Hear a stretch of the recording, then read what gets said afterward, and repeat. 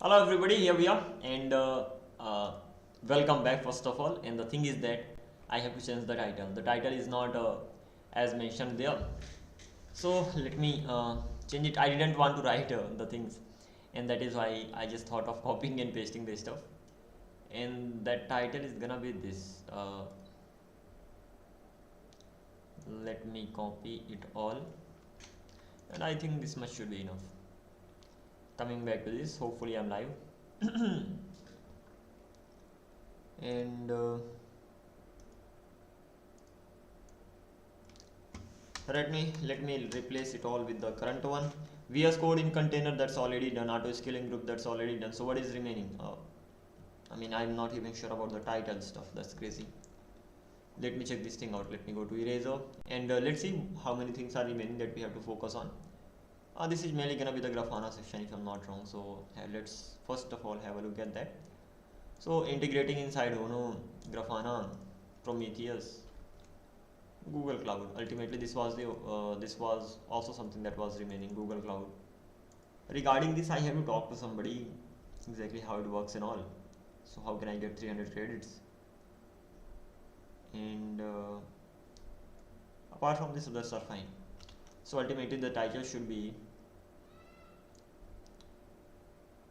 Grafana deployment. That's fine. Grafana deployment and Cloudflare. Cloudflare. I mean, it's crazy, but okay, never mind. Alrighty. So without any further delay, let's simply get going from here, and hopefully everything's right. That is it. Am I audible? Hello, hello, hello.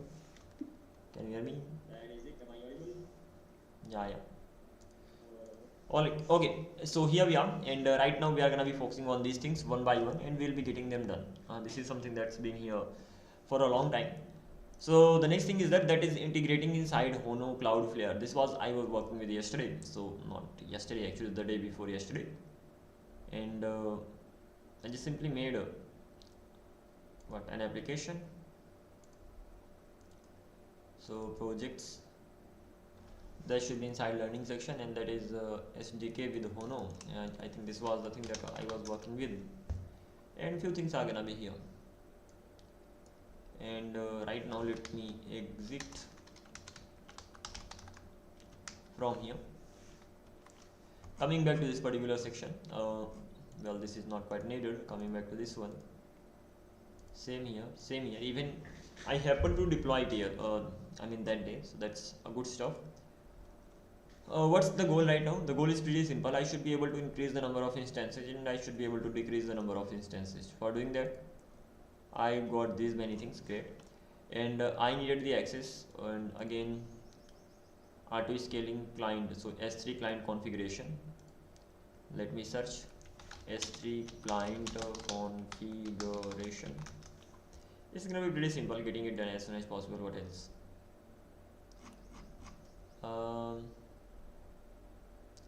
So this is the configuration section.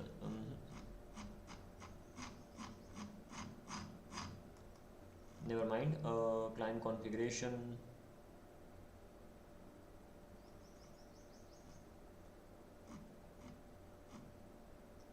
If you see something familiar, that simply means you got the answer. If you don't see that, that simply means you are still looking for that. S3 client configuration. We need the okay, that's fine, we need them, but what's the right way to just simply write them? Okay, first of all, this should not be the one. So when it comes to the configuration, so I have to provide the region,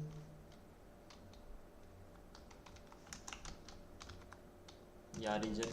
So there should be some region, and then there should be credentials as well, and inside the credentials, what should be the access key ID, and there should be this, and the another one should be secret type, secret access key.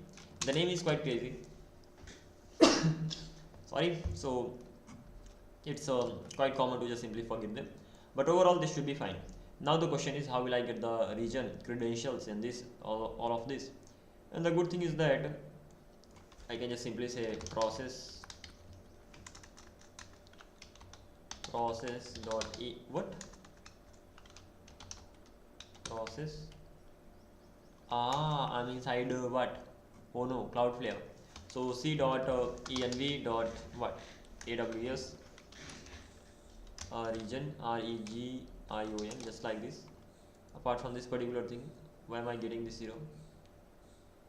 Getting the error env is unknown. Env can get bindings, environment variable, secret and all. So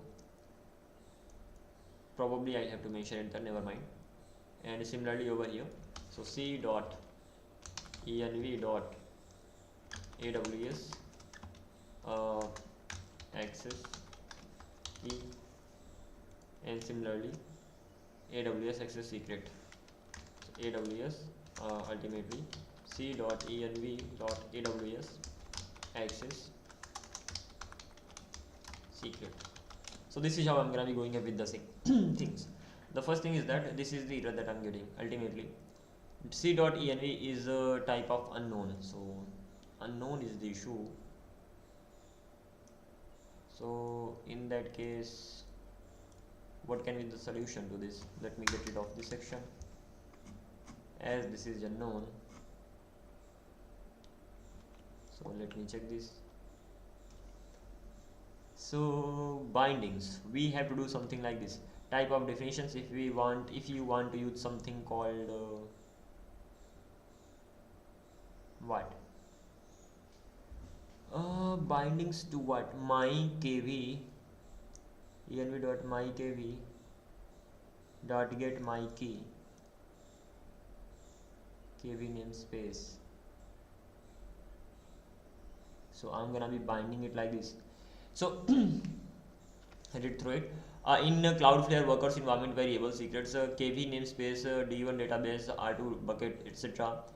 that are bound to a worker are known as bindings. Regardless of type, bindings are always available as global variables and can be accessed via the context env context dot env dot binding key.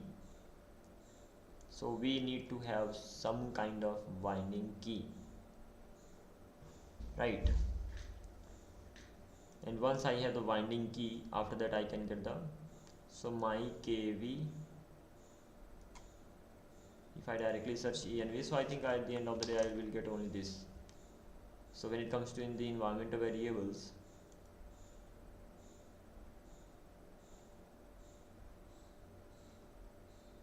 adopter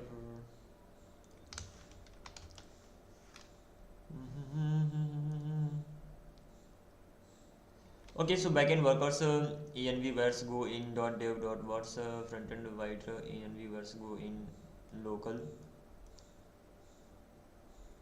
So backend workers environment variables go in dot dev dot vars, front end white env where's go in dot env dot local, just like this.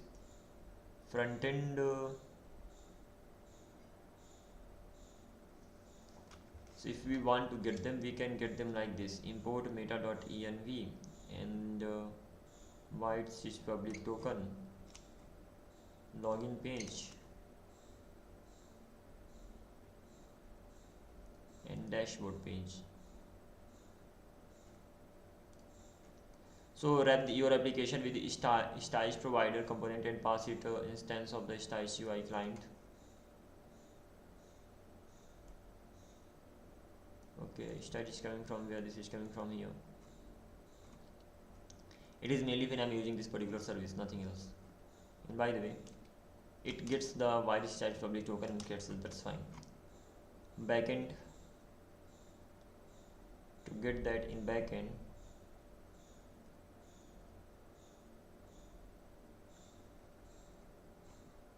interesting stuff. Environmental variables, that's the only section, and this is where I need to have them, and then I can get them somehow. How to get env in Hono?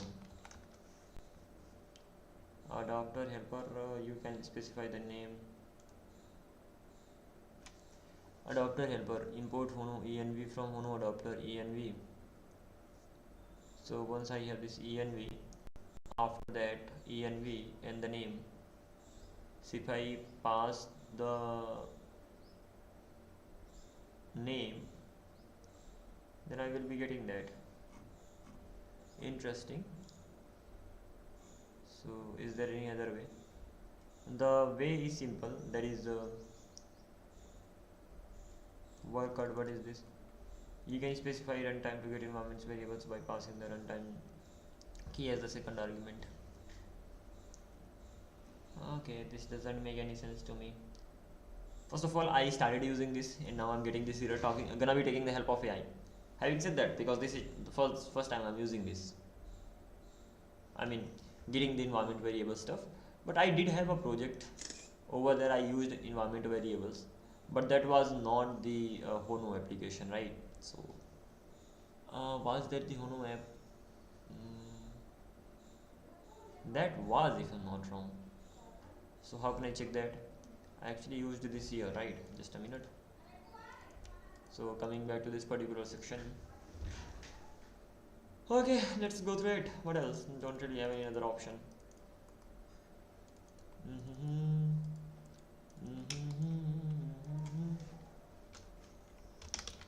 Code.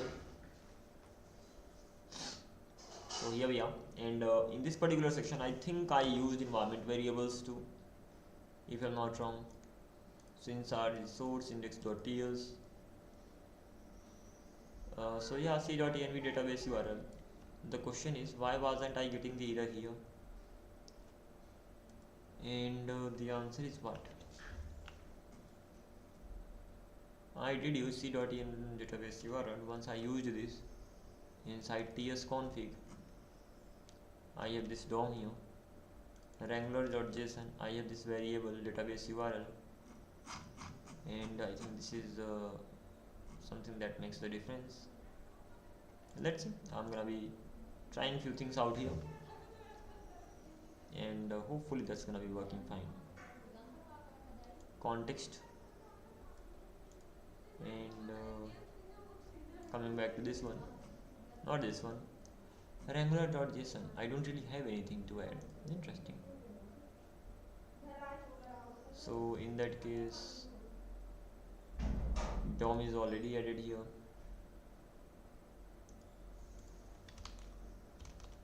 So what am I supposed to be adding? This? Don't know. And that's actually gonna be AWS REIGON region. Just checking this thing out, nothing else. Nope, I will still get this. env can get bindings, environment variable secret. .env can get bindings, environment variable secrets, kv, d1, database, r2, etc. and Cloudflare. So it simply means that there is no type, right? So I had better just simply go with this. And going with this, I'm gonna be creating a binding, and using that binding I will be able to get the environment variables hopefully. Alrighty, so first of all, bindings is gonna be equals to this binding. So let me copy it. What else? I'm gonna be just simply doing this. I hope it's gonna be working. So this is the type that I have, kv namespace. There's no type here as such. Never mind. Then I will have binding is gonna be equals to binding. I will create that anyway. So let's simply have it here, and it's gonna be sort of like this. And apart from this particular thing, when I'm actually getting that, at that time, how will I get it? It will be like, well, how come I reached this .env, right? So after that, c dot my key and then get environment variable. As for the type of this, it will have AWS region. Again, if you are thinking, do I know what I'm doing? And the answer is no. Just trying the things out, nothing else. It turns out the error is gone, but these things are the problematic now. So environment dot my key kv that I have dot AWS region, and wow, that simply means inside bindings I can just directly have my environment variables, so I don't even need to do this much. Rather I will say bindings aws key, what did I have earlier, this one, right? So aws region, and that's gonna be nothing but string. This is what I have, and now when it comes to this particular binding, so I should be able to get it directly over here. Okay, turns out to be working. Just a guess, but yeah, it worked. So access key is gonna be string as well, and lastly I have access secret, that's also gonna be a string. Alrighty, so this much is done. Right now there are no errors as such, and of course I need to have these environment variables. I'm gonna be just simply copying them. So let me do one thing. I have those environment variables in this particular section. Do I have them here? Not in this particular section, in another project that I created. So in that case, let me just spin up that project as well. And the project that was what was that? This Google Meeting clone project that I was working with yesterday. So in here I had a .env file, and over there I had some credentials that were needed here. So let me copy it from here, but having said that, I'll actually have to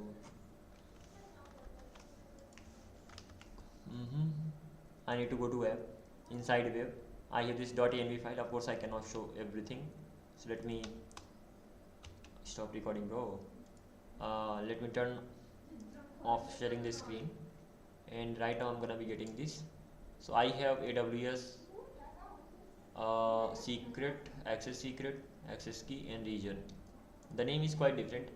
AWS secret access key, AWS access key ID, whatever the name is there, that's the same name here as well. Okay, never mind, let me copy it from here, and I've closed this. That's bad, but okay, never mind. So this again and in here I'm gonna be just simply pasting it. So over here I have nothing, and I'm gonna be pasting them. So unfortunately, just a sec, let me paste them here. As for the name should exactly be the same. So this name should not be this, rather it should be AWS access key ID. So AWS access key ID, just like this. And similarly AWS X, the name is quite wrong, AWS secret, that's how I have the name in my environment variable, nothing else. Access key, access, what else? Yeah, that's key. So AWS secret access key, just like this. As for the types for these, let me copy and paste here, and let me copy and paste here as well. So this much is done. Hopefully it should be working fine, and once it works, so I've got the client. Once I got the client, auto scaling client and all, and region and all, everything's been specified. And once that's been specified here, do I need to specify the nothing at all. The auto scaling group name was this, desired capacity is 3 that I want to have. And let me go to my AWS buckets, not even bucket section. I actually need to go to something else. Let me keep it here, and that's gonna be the EC2 machine.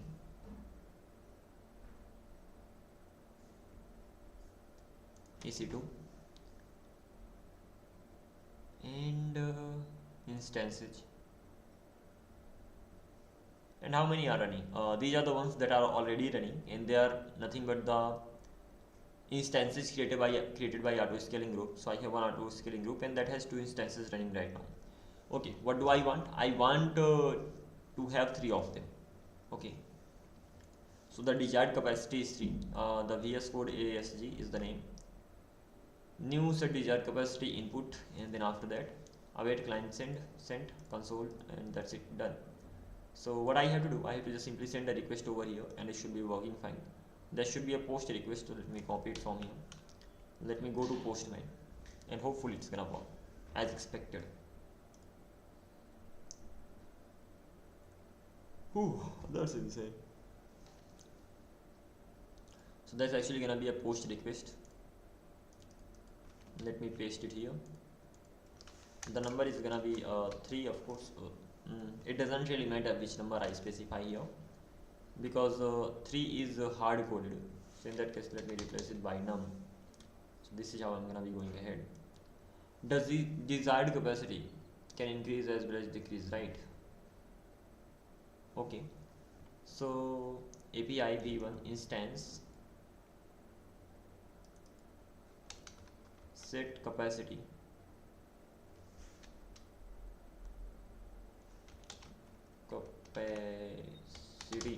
How about this? Set capacity. I will be just simply setting the capacity over here, and there's gonna be only one request in that. In this way, I will not need this anyway. As for the input, what is this?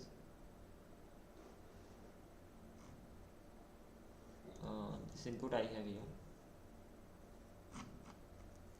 String is not assignable to type number, so ultimately this should be cut number, and this is how I can just simply go ahead with the things. And using this, I can just simply set the capacity as per my choice, and hopefully it will work. So what will I do now? I'm gonna be sending a request to this, copy. That's gonna be a post request. Paste it here. So let's suppose I wanna have 3 instances, and the overall URL is gonna be what? The URL. Let me write first of all ls npm ultimately bundle. It will start running it using secrets environment variables and all, and on 5173. So http://localhost 5173, just like this. I want 3 of them. Let me send a request and see what happens. Internal server error. Interesting. So error fs.read is not implemented yet.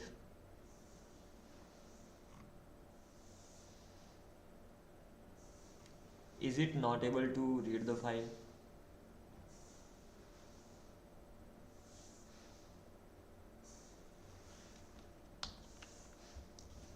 So probably this is where I'm facing the issue, and that could be because of which reason. I'm not able to get the environment variables, mainly because I have front end and back end both.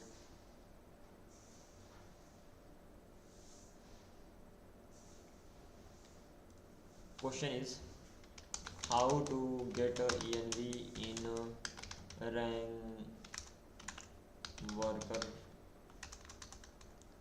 worker pages plus wait in Hono.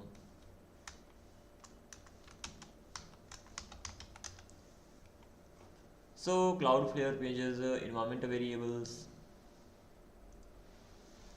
To access the environment variables in our application on running on Cloudflare worker pages, use the c.env context property. That's what I've done. So define binding types. So binding types API key.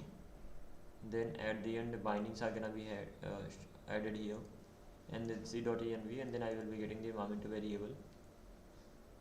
And using white for client side variables, in that case import.meta.env.white, and this should be getting the job done. And that's what I've done here. So the next thing that I actually have to check, that is clg environment variable, and mainly I want to check the region here, CEGION c.env.aws region. Am I gonna be getting that here or not? I'm going to send a request again. Internal server error, that is fine. How about my env region, AP South 1? I am getting that. Okay, interesting. So if I'm getting this, that simply means I'm getting all the environment variables. And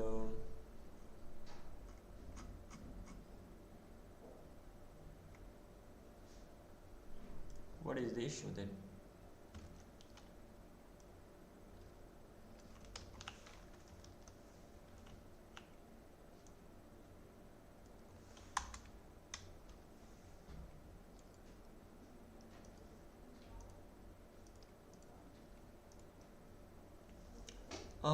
hi there, this is my message for you. So ultimately I'm getting this. The next thing is that this particular thing works. When I send a request here, this for some reason doesn't seem to be working well. And the reason can be what? Wrapping it inside a try catch block.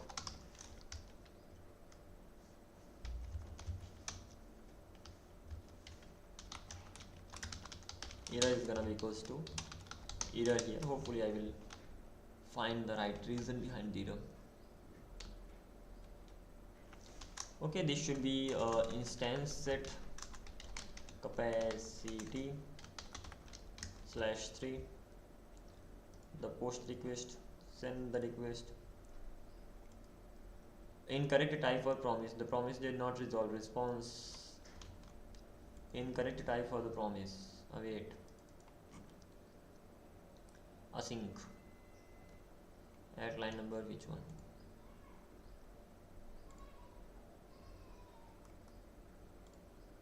So TypeScript. Incorrect type for promise. The promise did not resolve to response.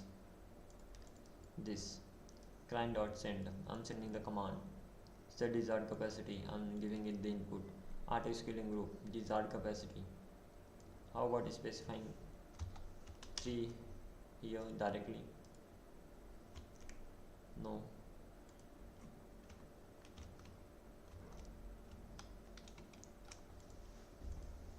So what is the issue here?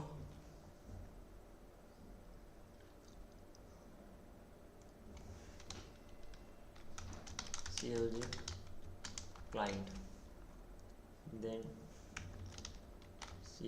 forget about this command, CLG command, and lastly CLG response. Make a request again.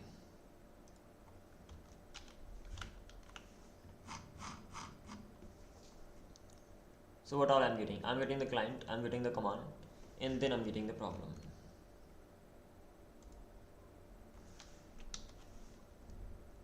This particular thing is problematic. Client, I'm already getting a client.send command.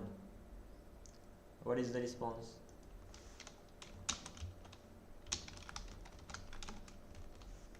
The response is gonna be nothing.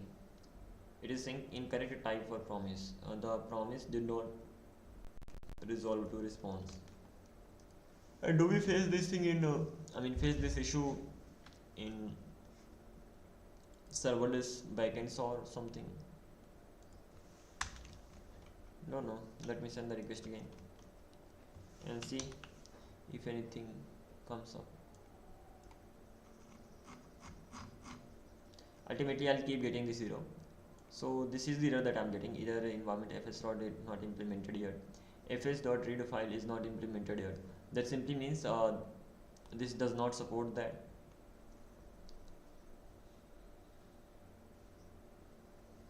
In that case, let me give it to the chat GPT. Hopefully it will be able to find it as well. The only come on, not Notion actually. The only issue is that whenever the client sends the command, at that time it just encounters some issues with that.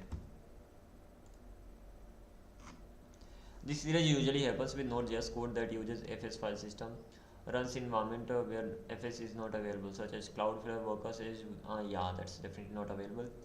So your here unenv fs is not implemented means runtime replace the Node.js fs module with the stub unenv because the environment does not support file system access. Okay, so either if I'm working with some wide bundled browser sage and all, so why this is happening? From your stack load shared config files. This function belongs to the AWS SDK. The AWS SDK is trying to read AWS config and all of this using fs.read file, but your runtime doesn't support for fs, so it fails. This often happens. Mono with white. That's right. Edge runtime environment and all these things. Solution: you must avoid AWS SDK auto loading config files. Instead, explicitly pass credentials and region.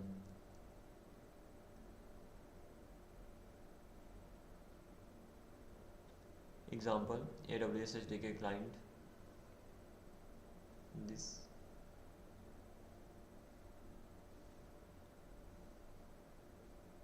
This prevents the SDK from calling load shared config files, which tries to use FS. So process.env AWS key ID and this. Also check, make sure that you do not import this.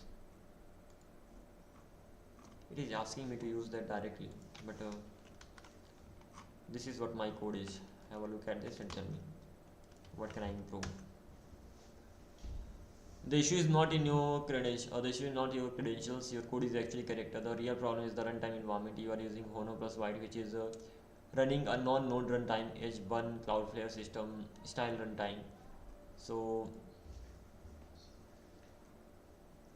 in these runtimes, Node.js APIs like FS are not available. The AWS SDK internally tries to load this, but it reads this. Ultimately, it tries to load AWS config and credentials, which in turn uses this, and your runtime replaces FS with an env, which throws this particular error.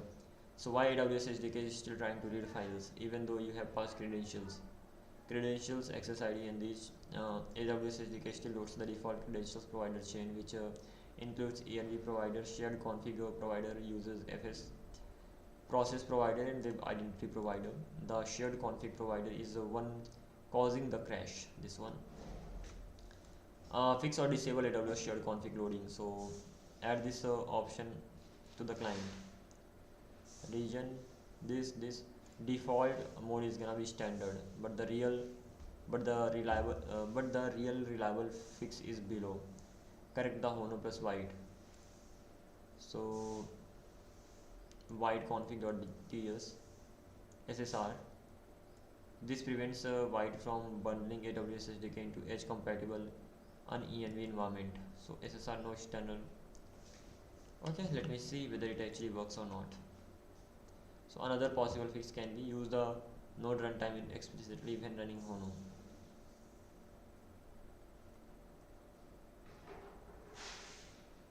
Small improvement. Okay, that is actually hard coded, so that's what it is telling me. White config.ts and what am I supposed to be doing here? Inside this you need to have SSR define config, and just below that I need to have this particular thing.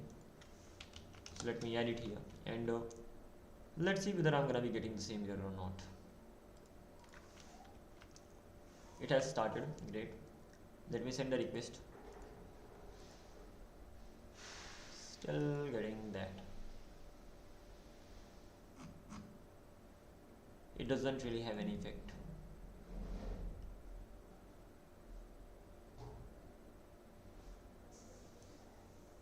Okay, is it because I'm using both SSR plugin? I mean, just a minute.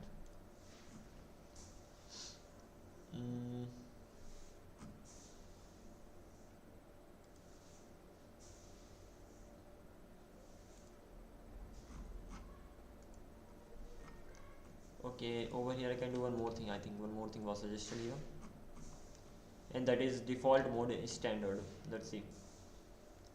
So just here I can set one more thing, that is the default mode, and that should be standard. What will this do? Hot update virtual Cloudflare worker entry. Still getting that. Nothing seems to be working.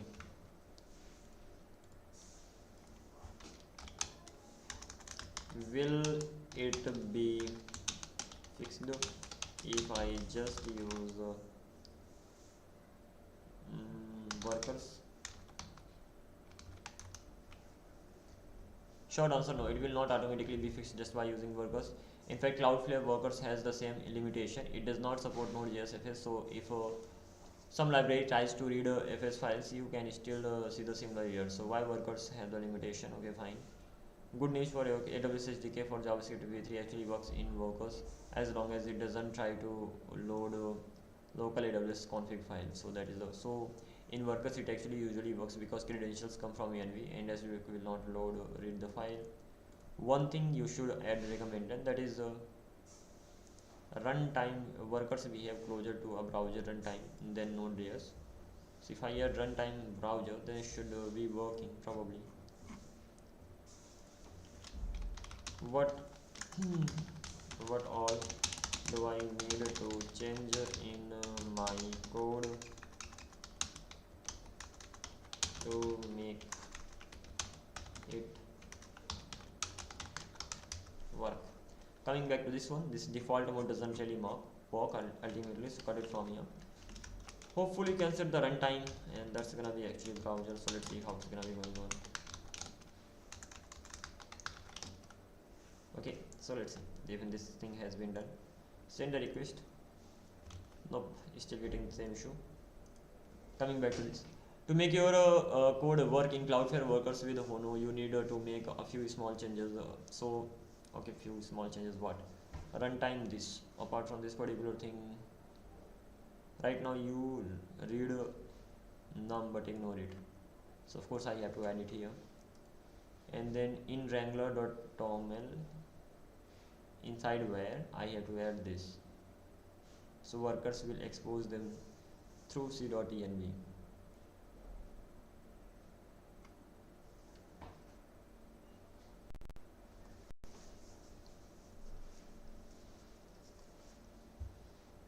Return a response in the catch block.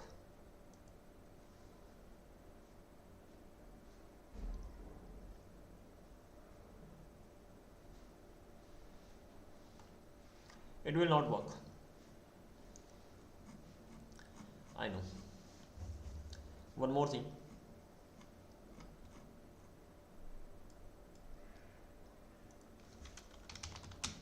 Can't I save env variables in .env file?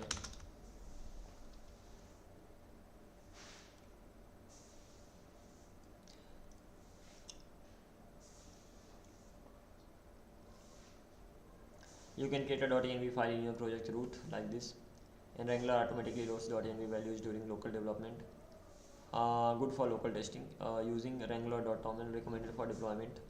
So over here I have to add this. Once I'm done that with that, then Wrangler deployment. Wrangler deploys these values to workers. Best practices for secrets important. For sensitive values like AWS keys, Wrangler secrets instead. Use Wrangler secret instead. Wrangler secret put these are encrypted, not stored in Git.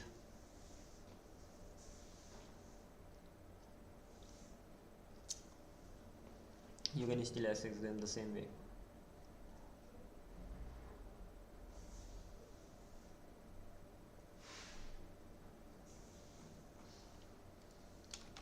Okay, so is this right? I don't know. I'll keep facing this issue unless I actually move to Node.js now. Your code is almost good, but there are three small issues. The first one is this none, that's fine. The second one is always return a response. I'm not returning that.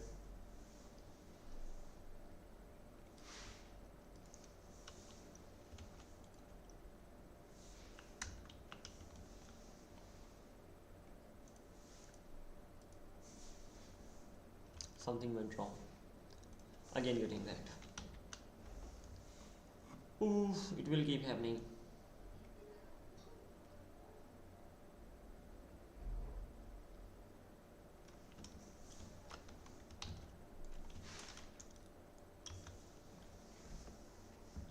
This is happening before the request is sent to AWS. The AWS client is still trying to load AWS shared. Okay, fine. Your logger confirms that client command and this. So the issue is not in your route. It is how White bundles the AWS SDK. Why this happens? You are running the Hono app with White. White uses an env to emulate Node.js APIs when the AWS is shared config and all. Fix this real fix. You must prevent a White from transforming the AWS. So at that time, no SSR and this edit White config with this much. So I have to add this particular stuff here. and then run npm run dev. Also update your client slightly. Runtime browser, remove runtime browser, it can cause the other issues. Okay, fine. So ultimately remove this particular stuff, go to white config, add this stuff, let me remove it, it got here twice, and of course I have to start it.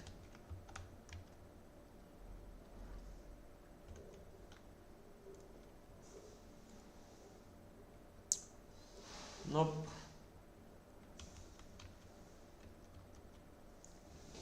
There's no way for it to work now.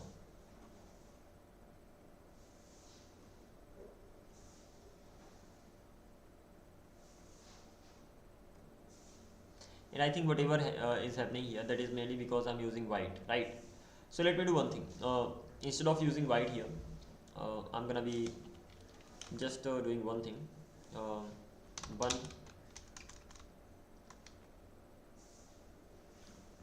just inside this one only, but probably one step back.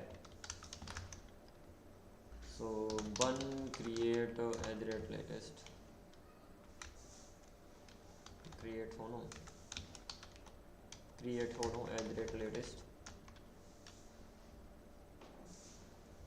This is gonna be worker.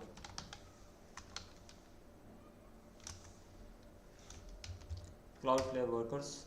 I'm gonna be installing the dependencies as well. Gonna be using Bunhue, and this is how it's gonna be going on. Let's see what's gonna happen. The thing is that with white, I'm facing the same issue again and again. So it's better to switch to workers. But let's see. CD worker, and once I'm inside this, let's simply open it with the code as well.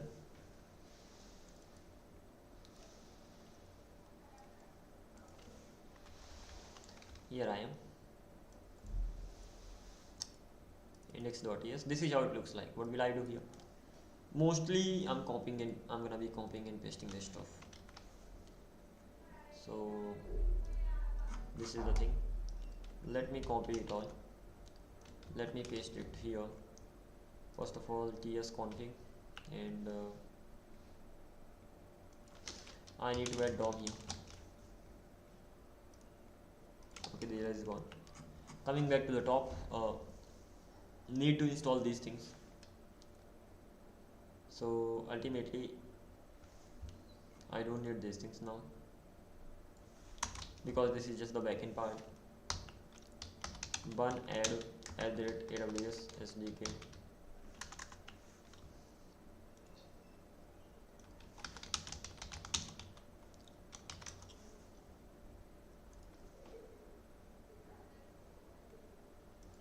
Copy it.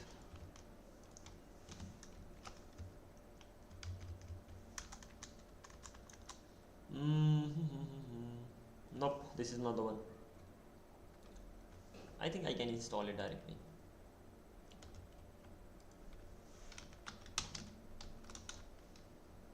Yeah.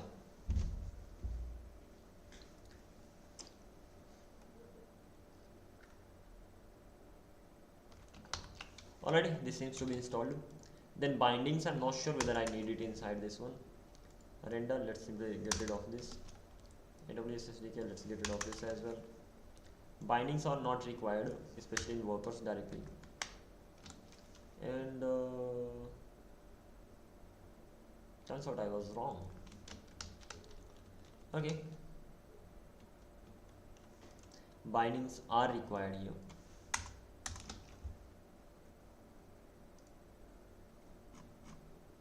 That's it. No need to worry about anything. Yeah, I need to have the environment variables. So let's create a .env file here.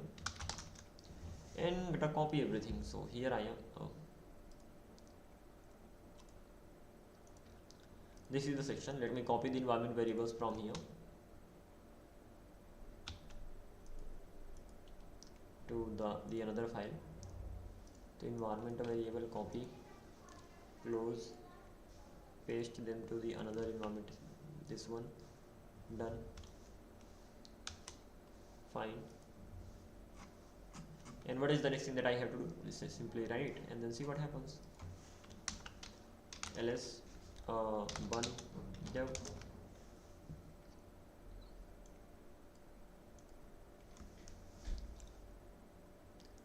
environment variables access new. This is running on port 8787, so let me copy it and now see what happens. 8787, send the request. Something went wrong.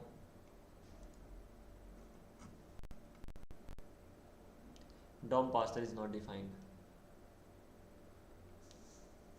DOM parser is not defined.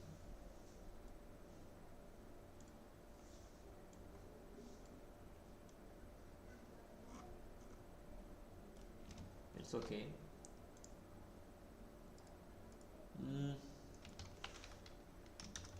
Started using workers and getting this error. And could it be because I may be using some white related stuff here? It's not like that. I'm not really using that.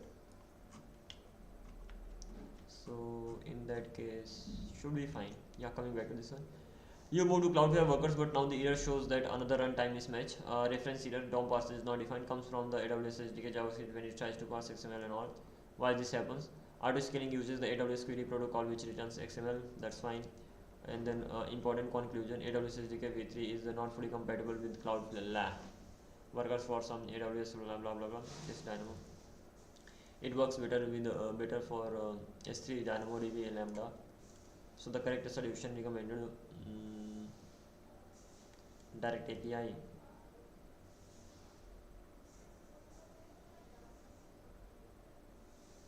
What architecture becomes a client for a worker? AWS service scaling, your worker just sends HTTP request. So clean worker example.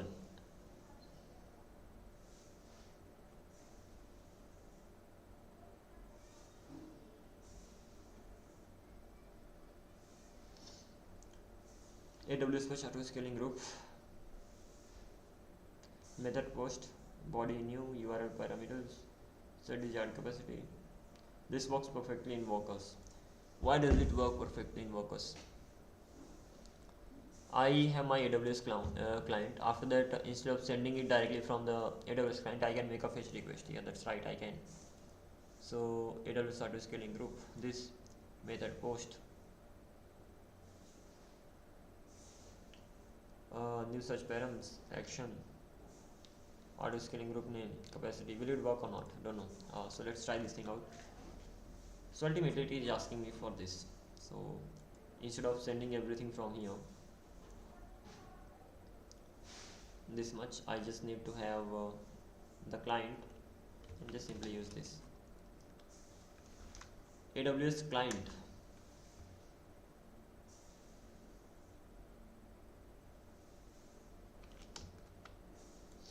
Ultimately, workers are not the best options to use AWS client stuff, and even if I wanna use them, then AWS for fetch, I will have to use this. Let me even know about it. AWS for fetch.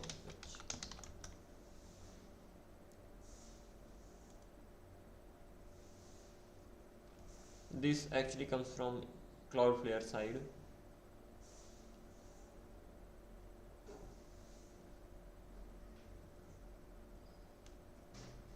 And what they are saying,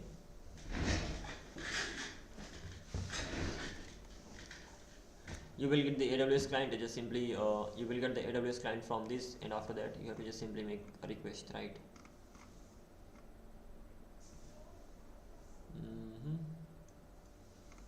Like this, make a request. Let's see whether it works or not. If it works, I will understand more about it. If it doesn't work, then can't really do anything, as simple as that. So first of all, I need to have it at the top. This client needs to be removed because I've done my level best, but it doesn't seem to be working. So let's remove it from here. Mainly because of the, Node.js compatibility. Ono is not compatible with Node.js, and because of that thing, I'm getting this issue. By the way, this needs to be imported. So gonna add this, hopefully it will be imported. Yeah, I'm done. And then bindings, AWS, access key, environment, c.env dot. So no problem as such once I got the number. Desired capacity is gonna be none. No problem as such. The request will be sent. Return c.text. Done. Let me send the request. One day. Okay, let's see what's gonna happen.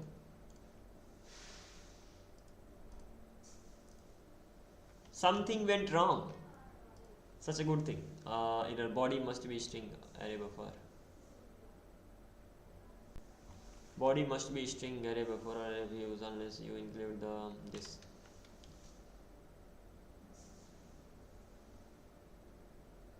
URL search parameters.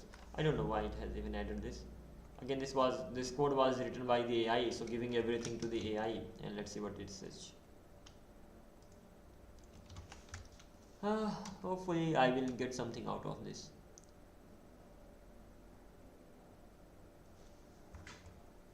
So you will likely send this, yeah. So fix can be what? Fix can be change this to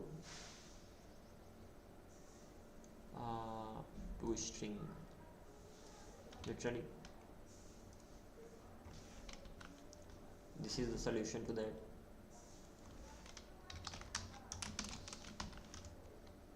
Okay, send a request again. Done means what? Done means I should be getting sign in again. This is such a crazy thing. The crazy thing is that now I need to go on the terrace to just simply get my mobile is on the terrace looking for, catching the network. So I have to get the MFA code from there. Just a minute, let me be back. I'll be back soon. Until then, yeah, kind of it's gonna be taking less than a minute or something, but I need to go and get that to just simply enter it here.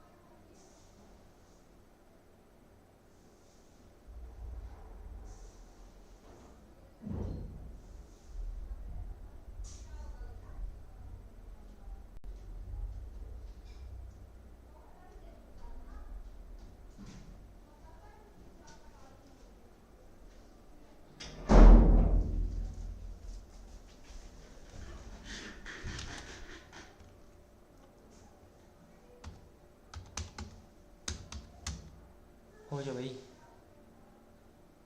Finally, this is the job of every day. Every day I have to do the same. Never mind. Coming back to this one. If I check out what? Sign again. If I check out my auto scaling group, and now I have 3 instances. Wow, it worked, yeah, amazing. So ultimately, what I should usually search? I should search what? That is AWS auto scaling group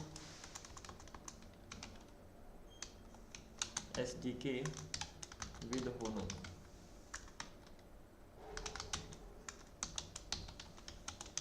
Cloudflare.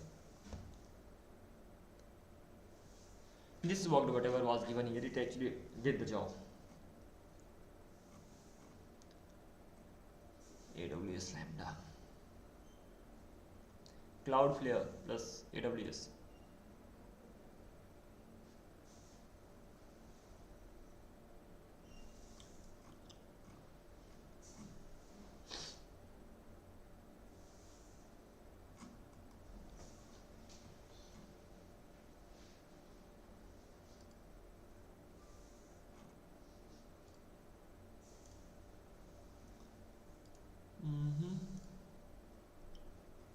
Okay, so Cloudflare and AWS auto scaling group for DDoS attack and mitigation. Okay, whatever.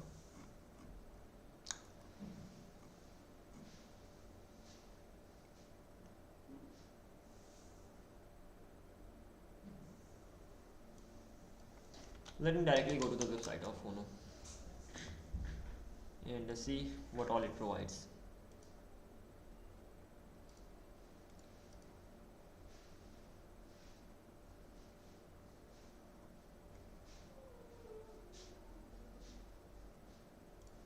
Helpers, guides, APIs, concepts, and forget about this. It will never ever work. Cloudflare. Let's go to Cloudflare. The way I have that does work, but where is this even mentioned? Like, at the end of the day, I have to depend on the documentation. Start for free.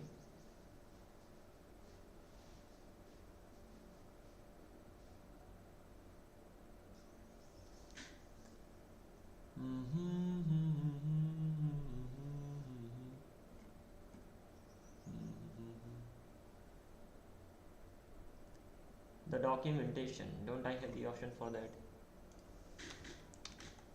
Cloudflare doc.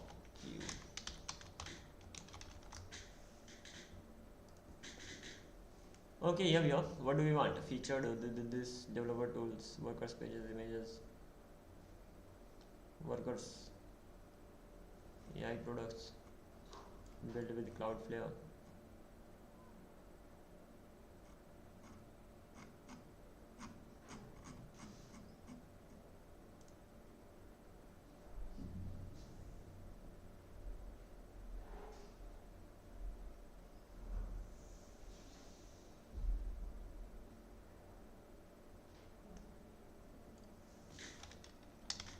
Cloudflare worker with AWS SDK. Using AWS SDK in worker.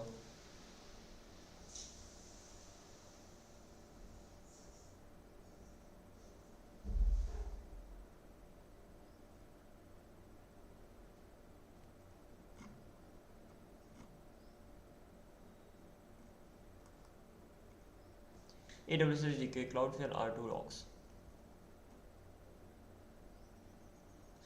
So first of all, it is saying that you have to get the client region.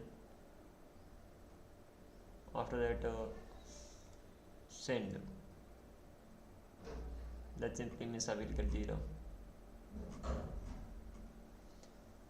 You must generate access key before getting the started. JavaScript or TypeScript users may continue to use AWS Client 3 NPM package as per normal. You must pass the R2 configuration credentials using this. So this is for them. Fine. Generate pre-signed URLs. You can also generate pre-signed URL strings that can be used to share public rewrite access to the bucket temporarily. So this is all about bucket. So S3 get signed URL, S3 they did this, and then from here get signed URL. Okay, that's fine. Restrict your uploads with the course content type. Fine with this. S3 put object command content type images. So this is the one I have AWS CLI. So ultimately this comes under R2 overview, media setup. R2 it will go Java SDK JS net PHP Ruby AWS for fetch. This is what you can use. What this is used for? So ultimately you need to have AWS client, and once you have AWS client, using the client client.fetch, you can provide R2 URL, and whatever you want it to do. So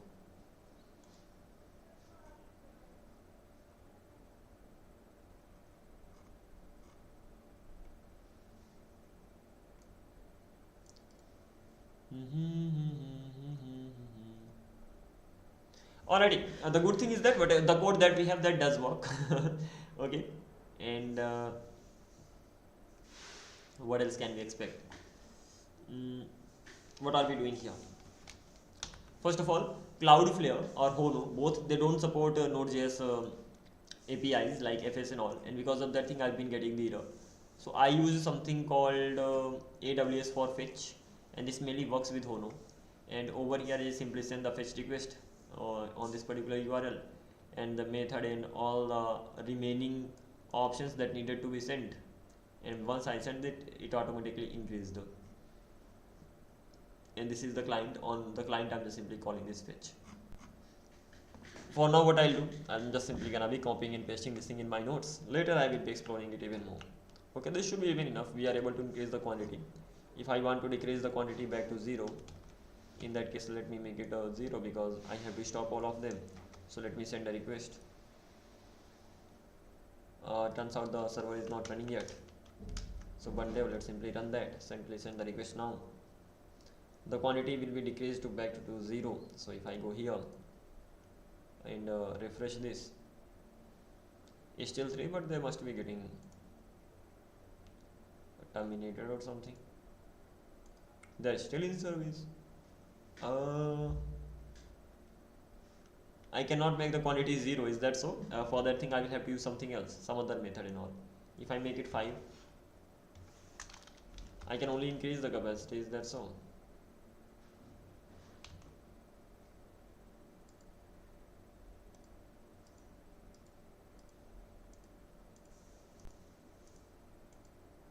Even this doesn't seem to be.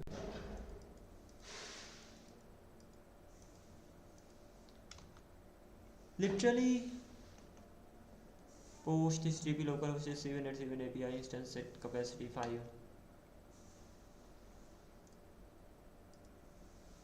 Nope.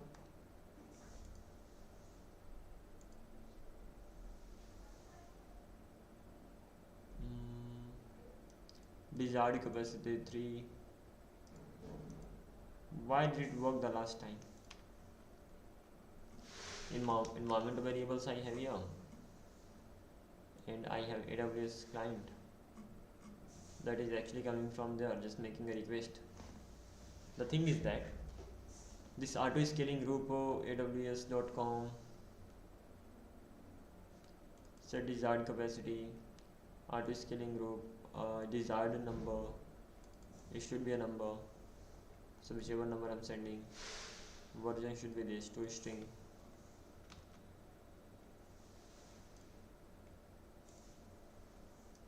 It worked once, but it is not working again.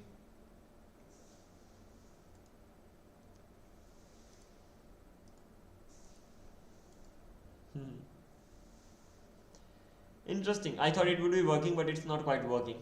So from the Node.js runtime environment, it is definitely as simple as making simple requests.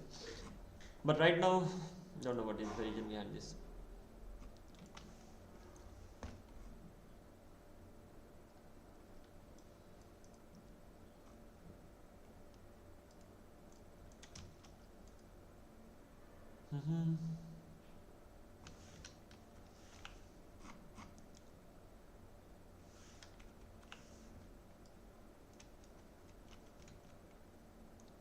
Let me give it to the AI and ask whether it will work or not.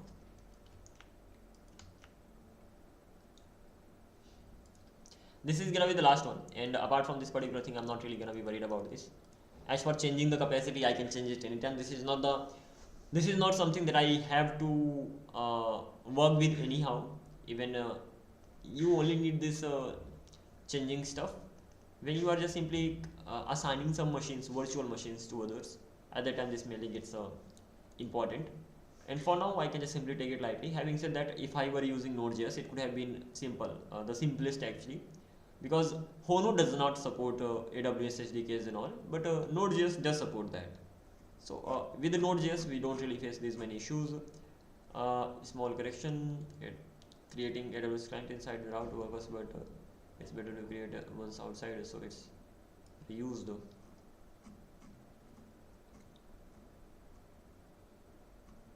So it is actually asking me to create it outside. Let me see whatever the code it provided, whether it works or not. If it doesn't work, then forget about everything. Send the request. and check it here.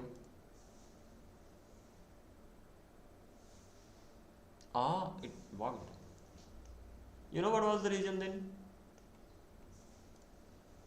What it changed here? It changed only one thing, that is, it did not change anything. Bindings, AWS client, auto scaling group. It is just simply adding the content type over here, headers, content type, auto scaling group, number, and it's exactly the same. And it has added these things here, so it did work. How about making it 0? Send. AWS request failed. It should be 1 minimum. Done. So making it 1 means what? Others are going to be using this particular API. Okay, others are terminating. Amazing. Great job actually, yeah. Even if I take the help of AI, it worked. There others are being terminated, and one is in service. And now what I can do? Let me turn off the light, yeah, the background one, the back one actually.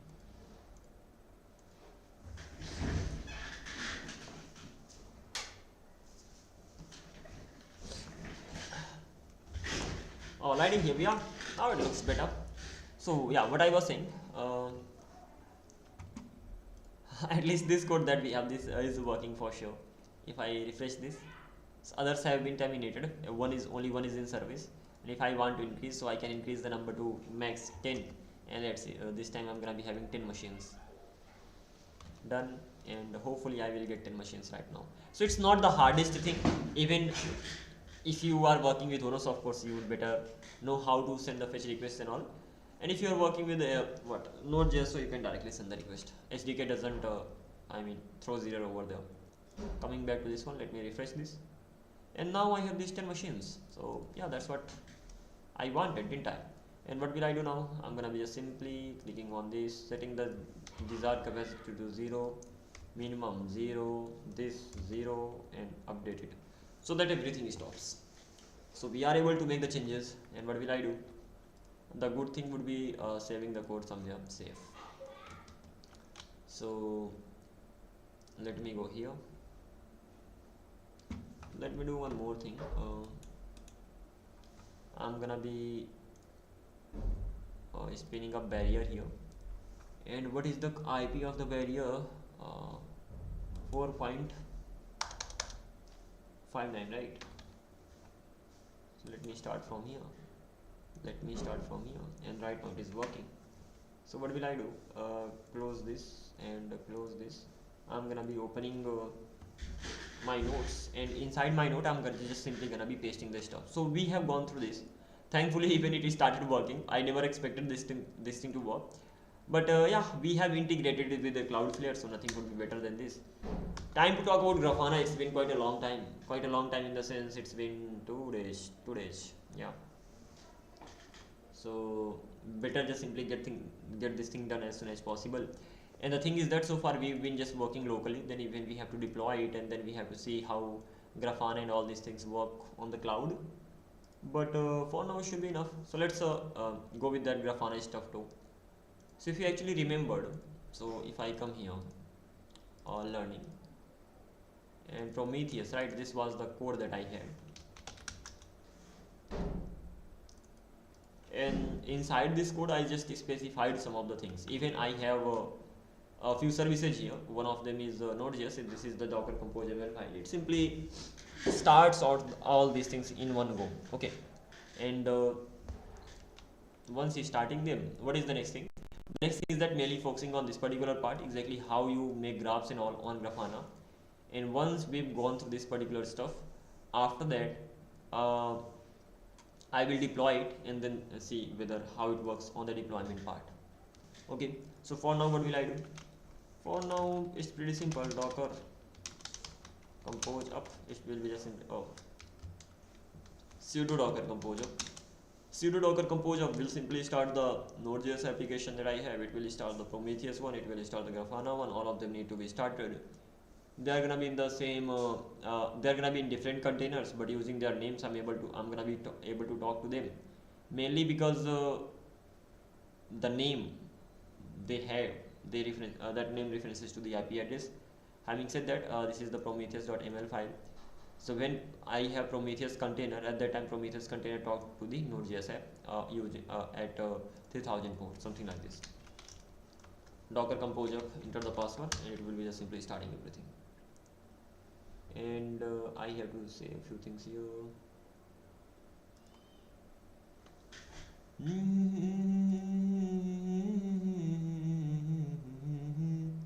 Serverless backend plus connection pooling. Inside this, I'm gonna be having some code here saved.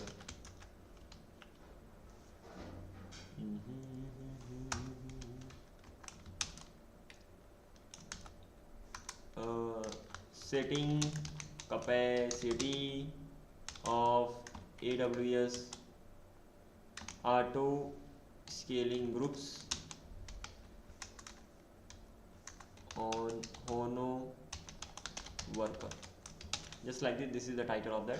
Coming back to this one, Grafana has started and let me run it in the detached mode. So ultimately, sudo docker process status. These three are running. Grafana is running, Node.js app is running, Prometheus is running. So that simply means if I go here, let's go to local host 3000, the application. This is the home route. That simply means it is running. And as for this one, let me keep it here, reload it. So yeah, this is fine. If I make few requests here, that would be great, because I have to just have some logs as well. Then let me go to the users page. This is the users page.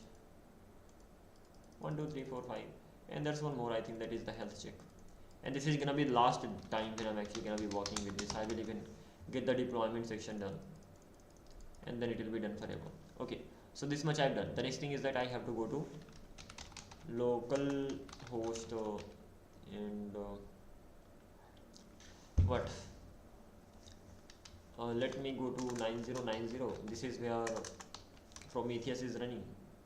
So if I actually check out the HTTP request total, so I should be getting the total requests right here. I can even see them in the graph format, and suddenly the request actually increased because I sent few requests here. So this is how I'm getting the requests that actually slowly they increased. I sent a lot of requests suddenly, so I'm getting this here. Okay, apart from this particular thing, what can I do? I can actually go to Grafana, and the most important thing is to know more about Grafana. Grafana is actually running on 3000 port inside the container, but I'm exposing it to 3001 port. So localhost 3001. Well, login.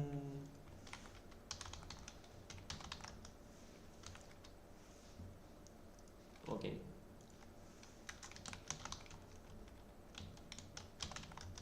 Let's submit from here.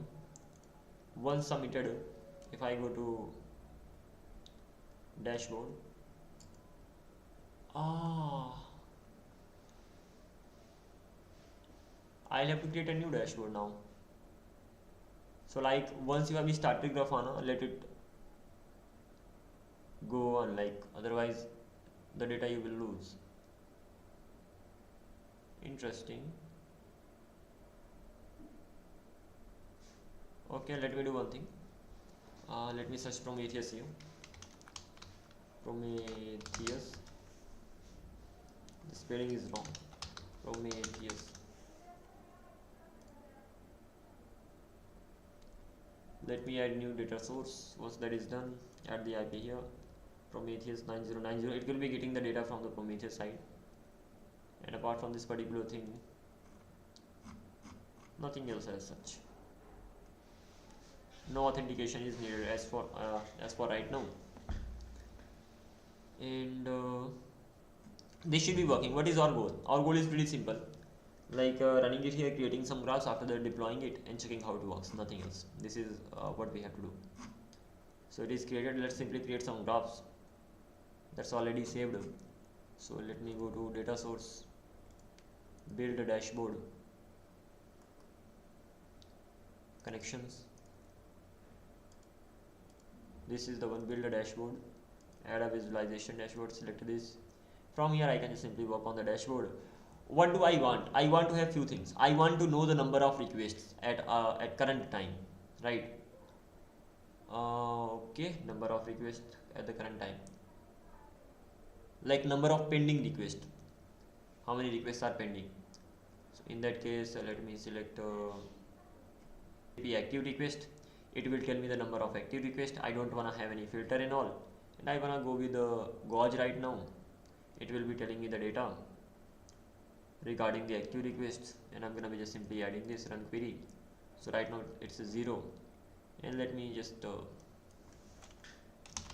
number of active requests. Again, this is altogether a topic in itself, that how like you use the query, and you just create what you want. But it's not that difficult either. Whatever you want, you have to just simply specify it over here. What else? Save it. So we have this now. So we have created this gauge. So what this tell? It will tell me the number of active requests. How many requests are active right now? 0. What will I do? Let me send some request. So if I actually send a request to what? If I actually send a request to CPU, it will make it hang for a while. Reload this, and right now it's still equals to 1. I mean this. Refresh. I think I need to send more requests.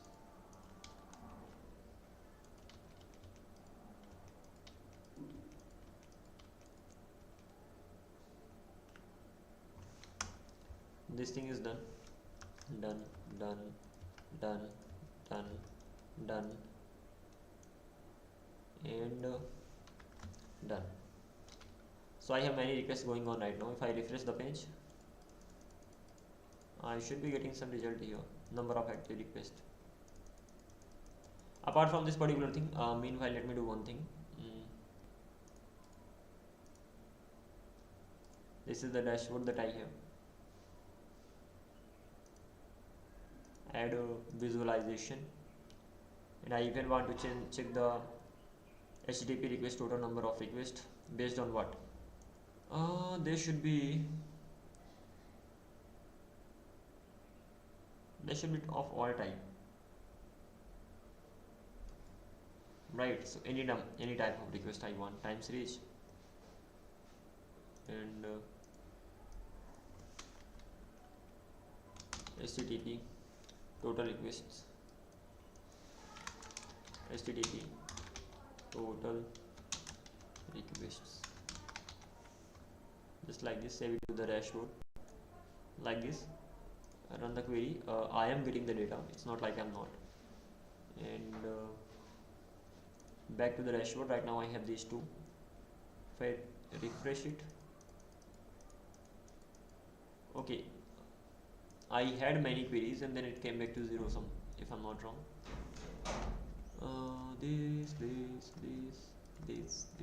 This. Hopefully it will be giving me the result.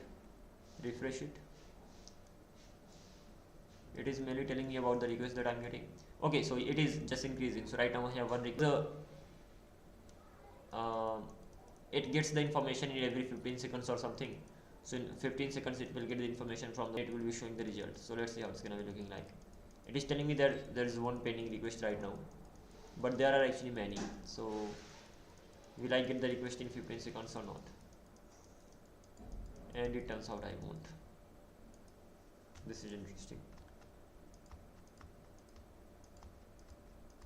What am I actually doing? I am doing one thing. Oh, come on. Refresh it.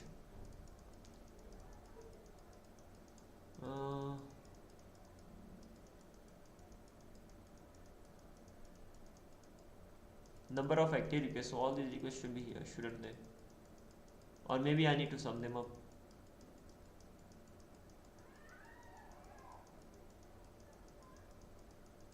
Well, it doesn't have any effect. Let me save it to the dashboard. Save it here. These are gonna be the two ones that I have here, and it's still one for some reason. What is the query? I wanna edit this. This is HTTP requests, and I want some more of them. It doesn't really matter whether you want to add this or not. It should be like this only. HTTP active requests. And if I come here in the Prometheus section, HTTP active requests, execute this.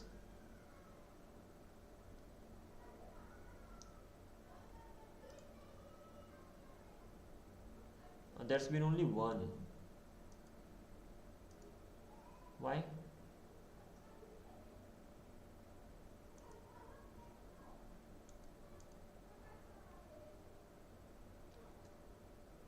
Just recently there's been only one active request for some reason.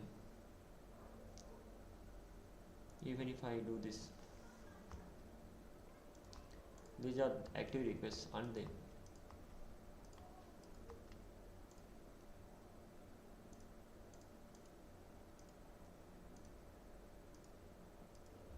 Yeah, it increases, but it goes up to one only.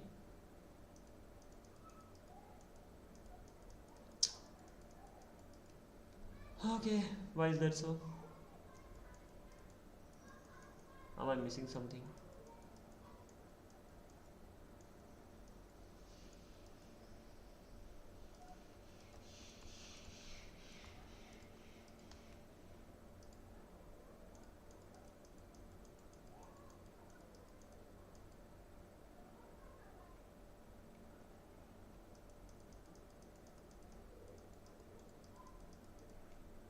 Let me have a look at the code. Middleware. So when I send a request to this active request, so if that's not equals to matrix, it increases, and after that, whenever it finishes at that time, at last it decreases. Time taken, millisecond, that convert to the seconds. That's fine. Request duration observer. This is for what?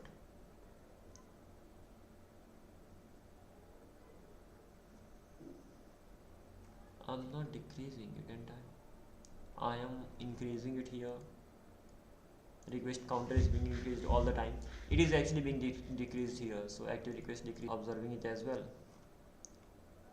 So the question is, when I'm actually getting the error, request HTTP total requests, execute them. So I kept getting the requests like these. Some of them have been pending as well. So HTTP active requests, it did increase. It reached till 3. So right now it seemed to be working, but earlier it wasn't. Having said that, if I go here,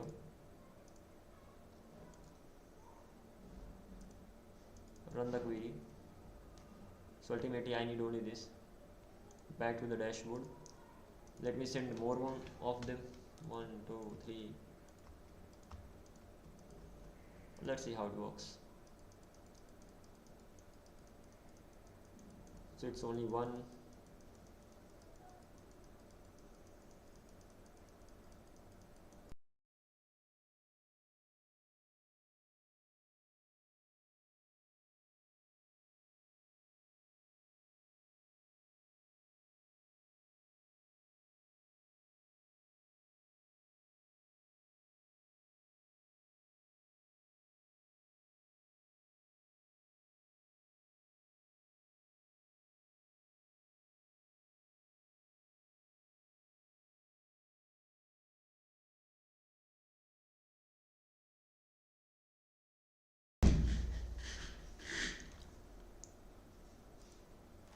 Coming back to this, hopefully I have resolved this. Right now the network connectivity is good, and I was just simply talking about this. First of all, I got this error, that is service Grafana refers to undefined volume. Grafana invalid compose this. Ultimately there is No volume as such Grafana. That's right.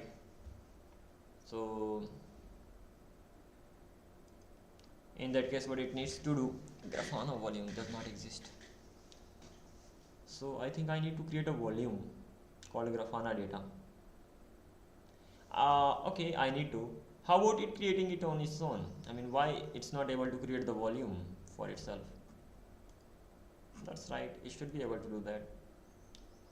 We don't need to create the volumes in this particular section, right? The volume gets created automatically, probably. Docker sudo docker process status. Process status. These ones are running if I'm not wrong. Yes, they are. So sudo docker kill this one. What? Sorry, I said copy.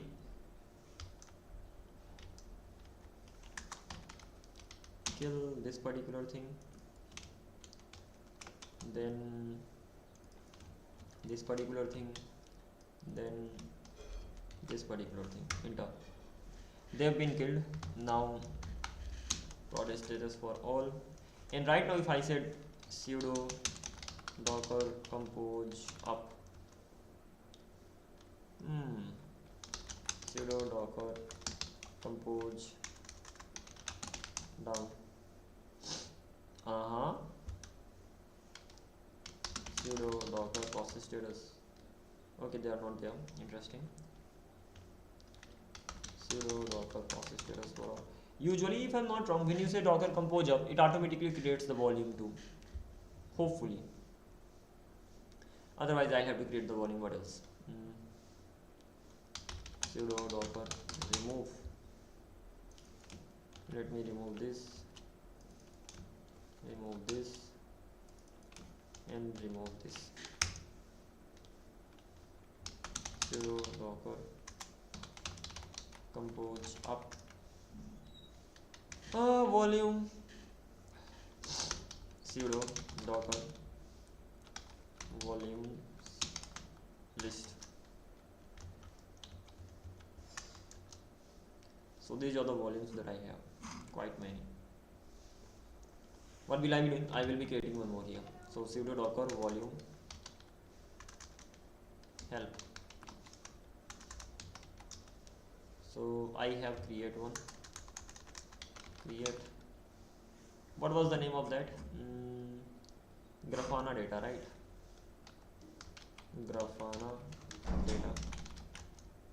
This got created. If I run sudo docker compose up, Grafana equals to undefined Grafana data invalid got compose project. Grafana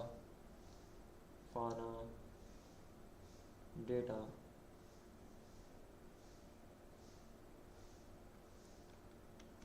sudo docker volume ls. I have a volume called Grafana data right now, but over here what am I doing? Grafana data references to this.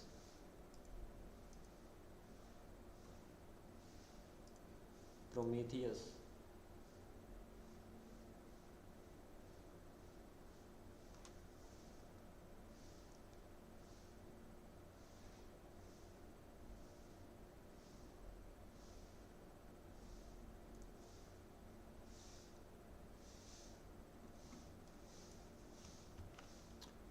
Just a minute.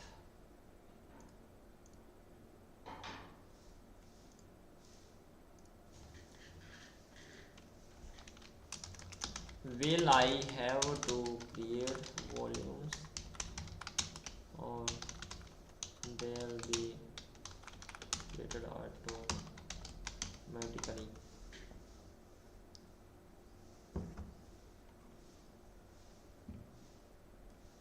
Volumes are created automatically if don't already exist.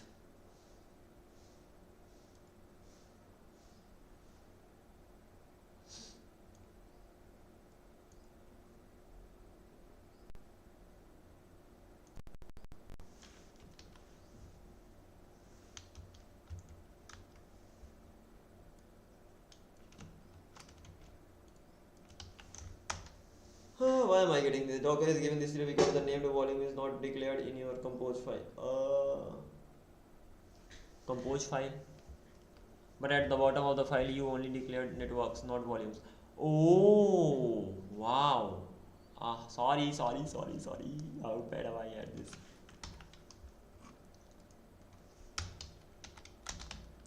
Volumes. Which volume need to be created, right? So I have to just simply mention the name. Grafana data.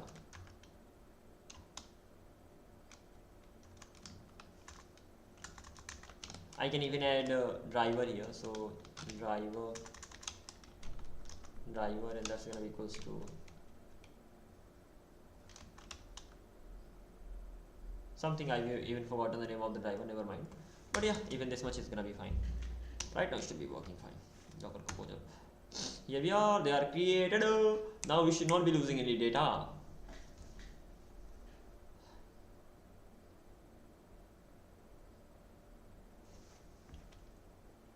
Okay, this much is done.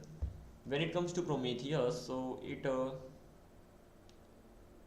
attaches this file to this file, but at the end of the day Prometheus itself loses the data, doesn't it? Let me go back to Prometheus, this particular section, reload it. Didn't this lose the data? Yes, it did. So Prometheus itself does not have any data. Wow. HTTP total, I think it should have the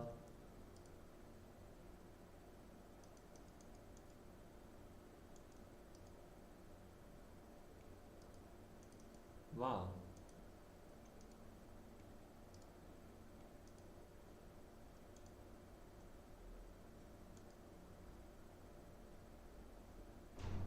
Interesting, even Prometheus loses the data. Why? Because here I'm saying everything in the current directory should be bounded to this. So ultimately I'm just simply binding the two volumes here. So I'm binding a file, to be precise, this Prometheus folder to this particular folder, but there is no volume as such that actually stores the data. So for this thing I have to go to search for Prometheus. Prometheus Docker compose.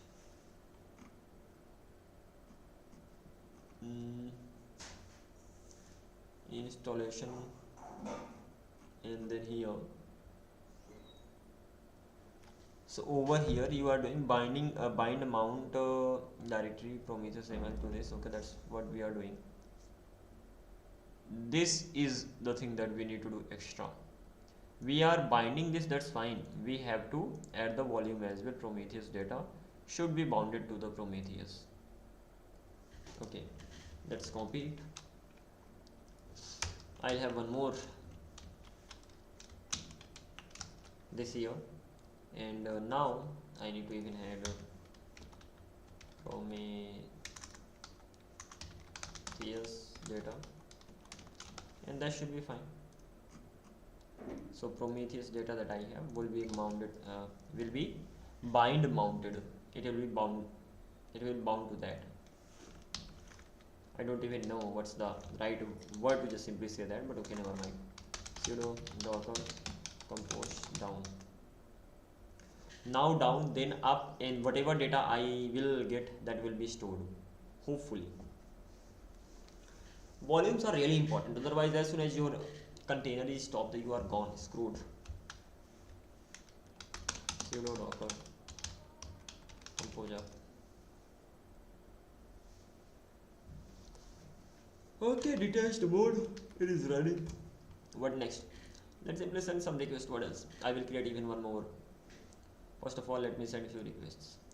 One request to CPU, let it complete, and then I will send the request to the other ones.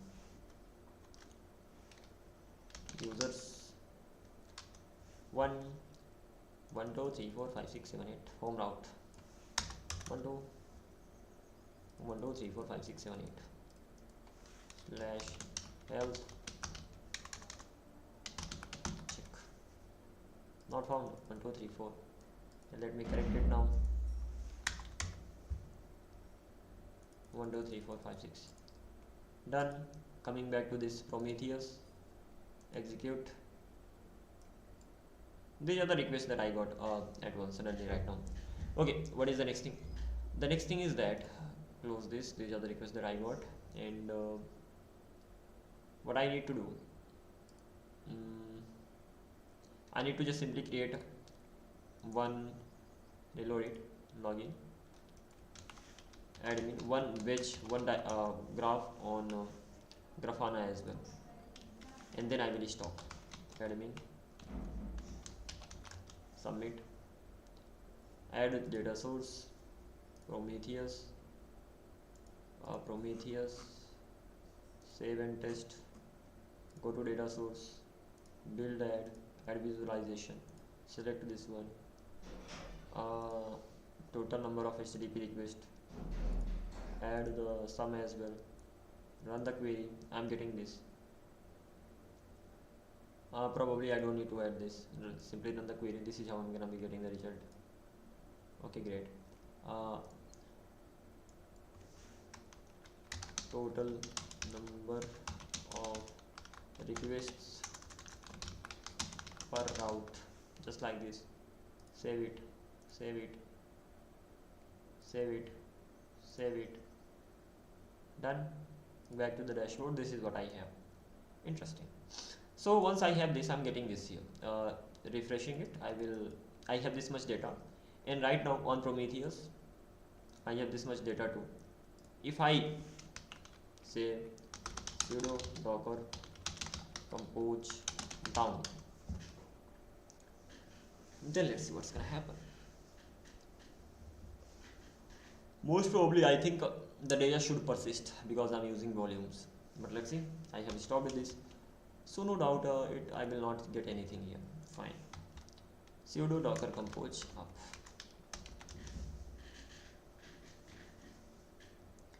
It should be using the volumes.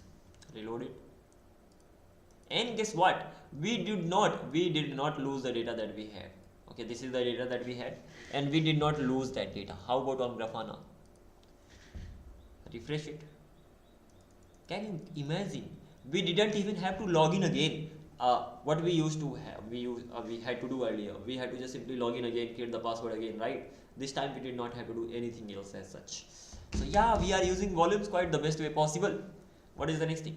We have created quite a lot of diagrams, so we will be working on this later. Now let's work on one last thing, and what is that? Grafana, we have worked on this. Even we have to create the graph. So on the Grafana, we have created lots of graphs. We have to even just dig deeper into this and deploy the app Prometheus and Grafana. So let me ask this AI, this thing to AI. Should I deploy Prometheus, Grafana, and my app separately? Yes, in production, is deploy them separately. It depends on the scale. Sir, for learning small projects, you can run everything together. But for production, application server, Prometheus and Grafana, they need to be deployed separately. As simple as that.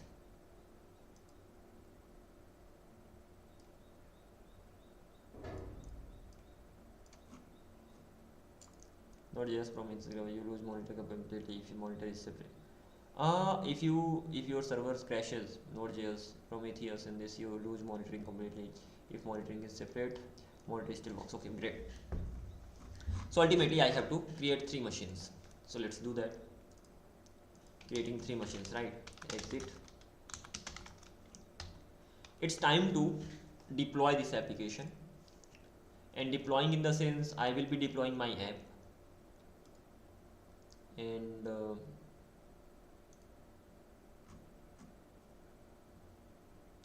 there are gonna be 3 things. I need to create 3 files. One for Prometheus, one for the app, and one for the one for the Grafana. And how about copying and pasting this stuff? because when it comes to Grafana, so over there I just need to have this, that's it. Yeah, so let me do one thing, let me create a virtual machines first of all, and configure them one by one. So coming back to this instances, this one is running VS Code, let me terminate it. Now I need to create one instance for Prometheus. Prometheus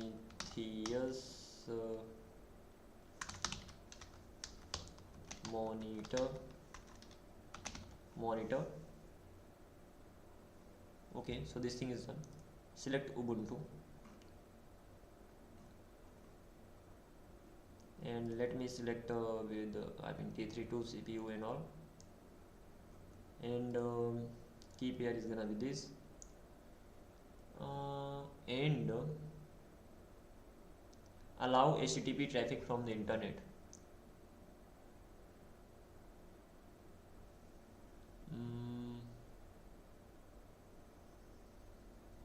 These things should be not allowed.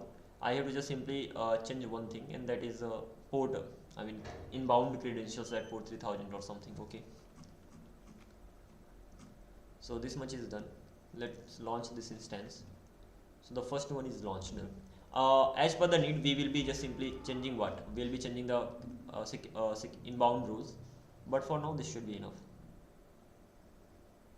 So this thing is done. So I have one instance, and let me select the running ones. Running. So I have Prometheus monitor. One more I need to create. Why is it taking time? Grafana monitor. All the data related to Grafana is going to be here. Again this. Network. Nope, not facing this.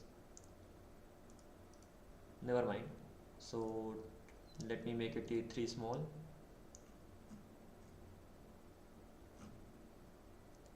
Key pair is gonna be this, and that's it, nothing else. Launch this instance, and lastly I need to have my app here, running them. Grafana, Prometheus. For Prometheus I need to have the file prometheus.ml. Got it. So this needs to be there. So few things I will be getting directly and few things I will be handling on my own, like I will be pushing the data. So this much is done. So coming back to this particular section, let me go to the instances, running ones.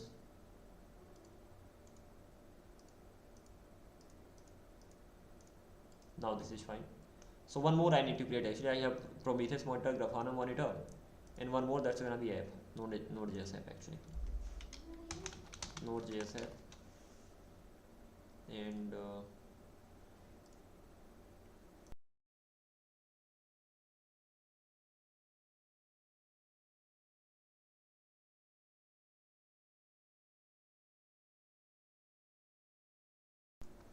so yeah, what I was saying, coming back to this one, you have to select Ubuntu, and name is already it has already been named, so Node.js app.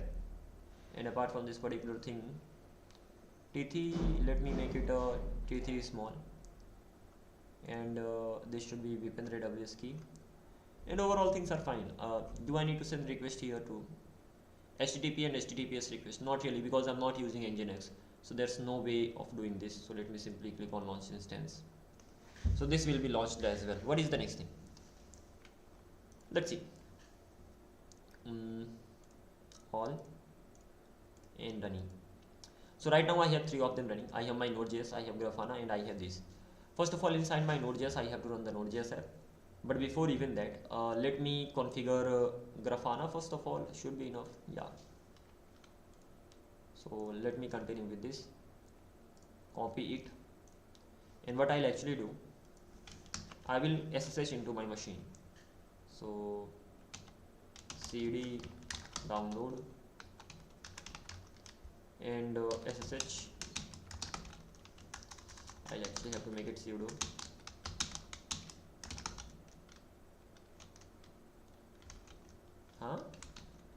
Okay.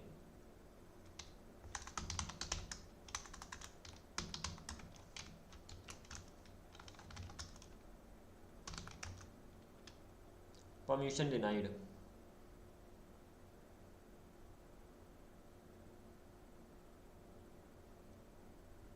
Why?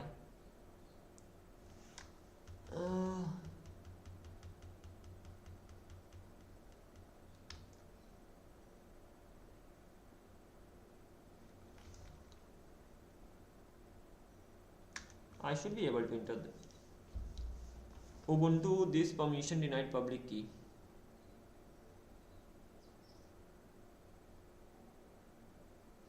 Vipendra WS keep him. That's one I have here.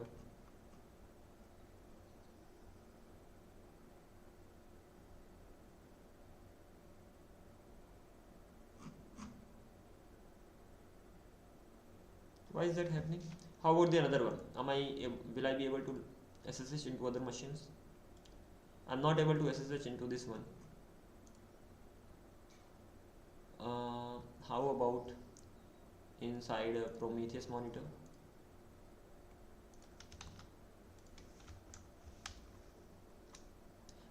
Spelling was wrong, sorry. The problem is Ubuntu.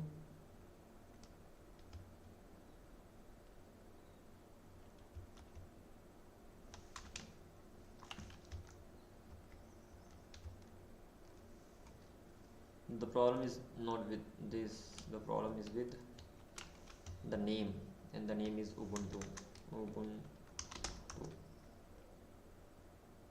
Now I'm inside the machine. ls. Okay, I think I need to have it here. Clear it. Sudo apt update. It's going to be updated, and the next thing that I need to do, that is creating Docker file here. Docker compose ml only. Sorry. Yeah, Docker compose ml will be enough. I can just stop it and start it anytime. ls. So touch Docker compose ml, and this will be mainly for what? This will mainly be for ID the device. I think this is the another one, a Grafana machine. So let me check this Grafana one out. So it ends with what? 5, right? So that's the one. So this is the Grafana machine. That simply means I need to enter the code for Grafana here. Touch, anyway, let's directly make it. It doesn't really make sense to create it and then edit this. Vim Docker compose ml. Here I am, input mode. And what I need to do, when it comes to Grafana, so let me copy it all and then I'll just simply delete what I don't need. Simple. So paste everything here, and now do I need networks? Do they need to be connected to the same network now? How can they even be connected to the same network? I will have their IP address, so I will be able to talk directly. Do I need to have the volume? I need to have, but this is for Grafana. So I need to have volume for Grafana. Network, no need to have network right now. So this network thing needs to be removed. I will directly have the IP address, so I will be able to talk. Will I be? Think about it. There is a Docker container running on EC2 machine. I have the IP address of the EC2 machine. So will I be able to talk to the container? Yeah, because I'm exporting it to this particular port, so it is going to be possible to talk to the container directly, because Grafana's values are actually being exported to the EC2 machine too. That's fine. So I can remove it from here. This thing is done. I will definitely have the volume, and apart from volume, I don't need to have anything else. That simply means I don't need to have Prometheus. I don't need to have Node.js either. So just one thing here. So service, inside service image, port this volume, again this 3001. My app will be running on 3000, so it's okay, let it be on 3001, or I'm gonna be running app on 4000 as well, but for now this is enough. So this much is done. What else? Nothing else as such. So escape wq ls, and let's see. I have to do one more thing. I have to install docker here. Docker install ubuntu, and let me just make it really quick. It's pretty simple to just simply install this. Copy it, paste it here. Apart from this particular thing, copy this and say yes.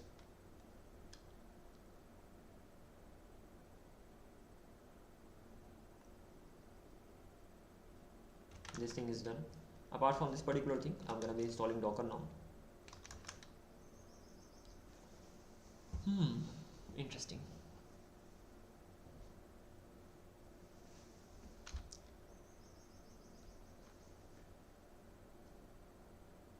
So this thing is done too, and now what I have to do, docker compose up, sudo docker compose up.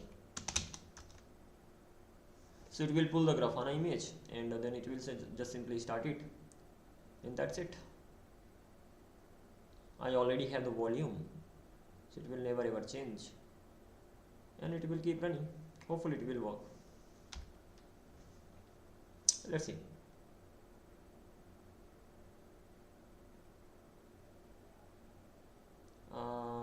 Done. Okay, hang on. It's done now. Detached mode, docker sudo docker process status. So right now Grafana is running. What I have to do now, it's not connected to any network, but using the IP address of the machine, I will be able to see the result. So where is the IP address of the machine? The machine's IP address is this, and if I actually go here, paste it here, and port number 3001, I will not be able to get it. I'll actually have to allow, I have to go to security, the security group, and click on this, click on inbound rules, and I have to allow one more, and that's gonna be on 3001. I have to allow a request on this particular port. It's gonna be from anywhere, and let's simply save it. Got it? Now if I try to make a request again, by the way, it was 3001. So now I'm getting the result here. Of course I will create my password and all.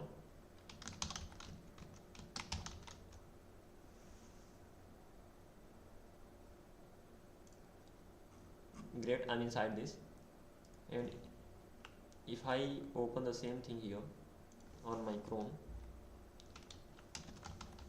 so this time I will just simply be asked for the ID, admin. Okay, I'm asked to create it again. That's crazy.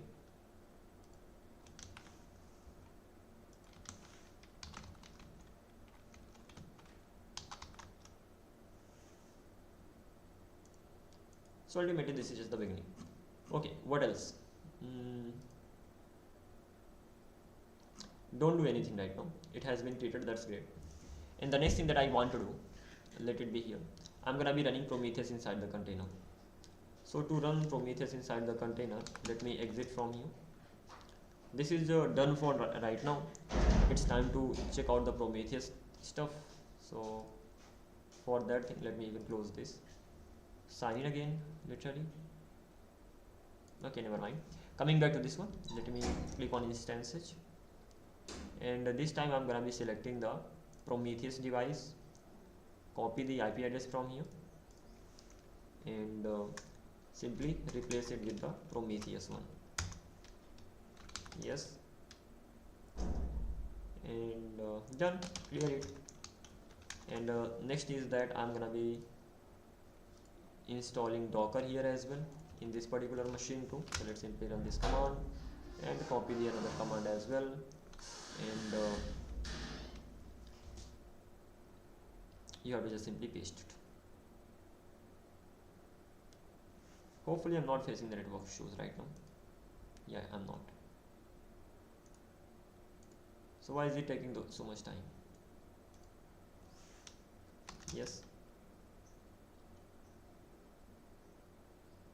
Whenever I run command, at that time let me say yes for all.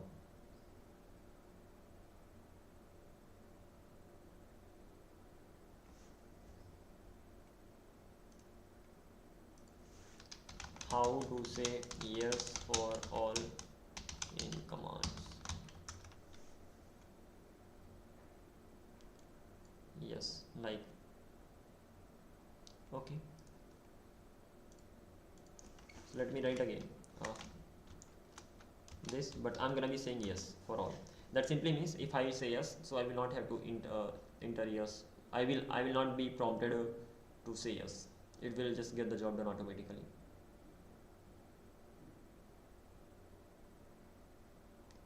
It seems to be right. Okay, so this thing we've done. So ultimately I have my Docker here, Docker version. So I have it here. What is the next thing? Vi Docker compose up. Not even that. I actually have to create a folder called Prometheus. Inside that I will have many things. So mkdir Prometheus, and inside this Prometheus, what will I have? Just the same way I'm gonna be going ahead. So inside Prometheus I have prometheus.ml, and these are the things that I'm gonna be having. Over here I will have the IP address of the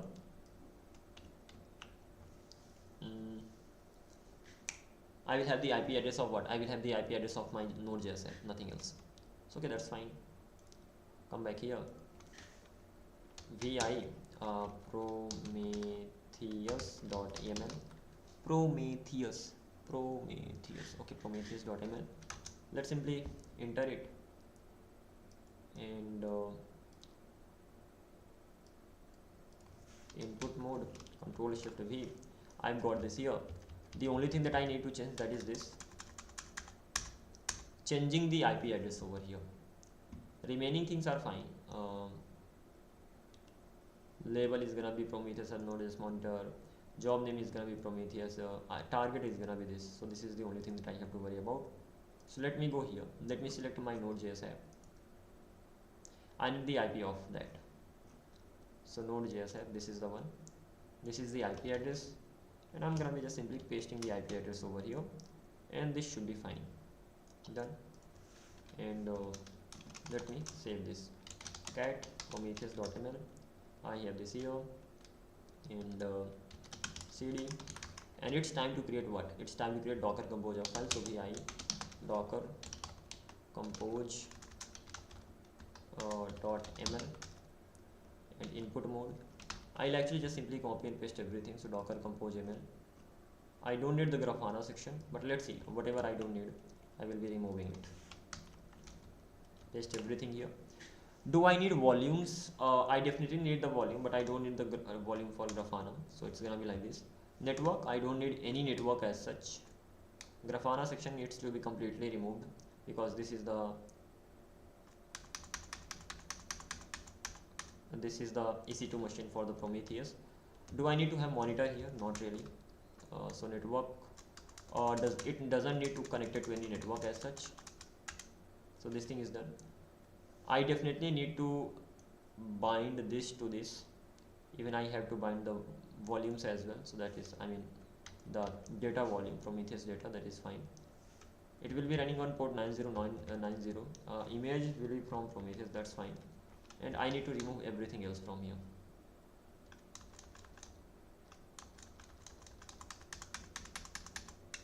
Yeah, this much.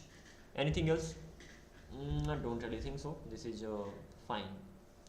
So let me save it. And what do I need to do now? Docker compose up. Hopefully it will work fine. So it is already connected. That simply means this prometheus.ml file will be used for scraping the data.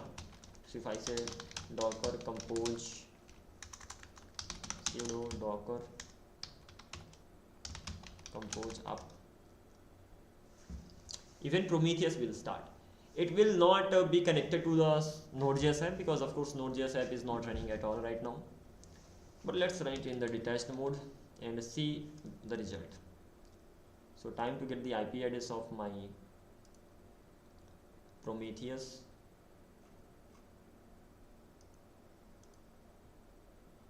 This one actually, not Grafana actually, yeah, Prometheus.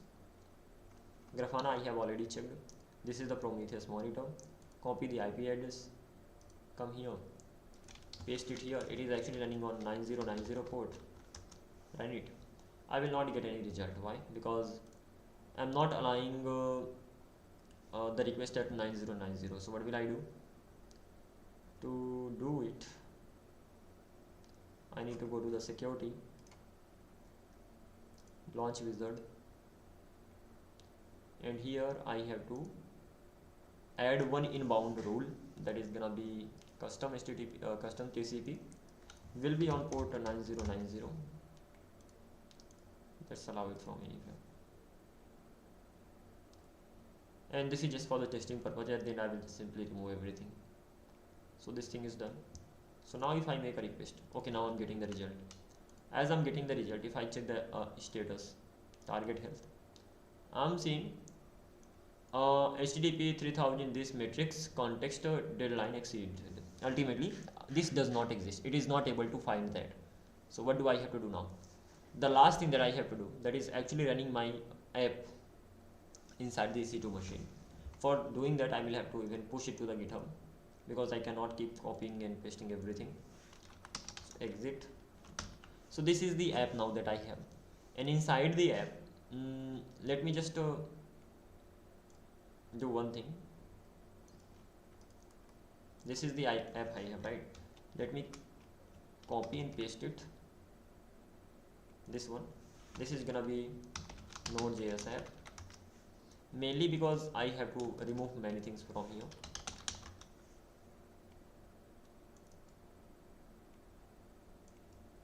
That simply means if I want, I could have stopped it, removed it long time ago. And then the second thing is this is even not needed, so let's not worry about that. This is something that I want. What I want inside this Node.js app, first of all, I want to remove everything related to active request matrix. I need to have it. Prometheus does not need to be here. Docker ignore file, Docker ignore. This is needed when? If I'm containerizing this.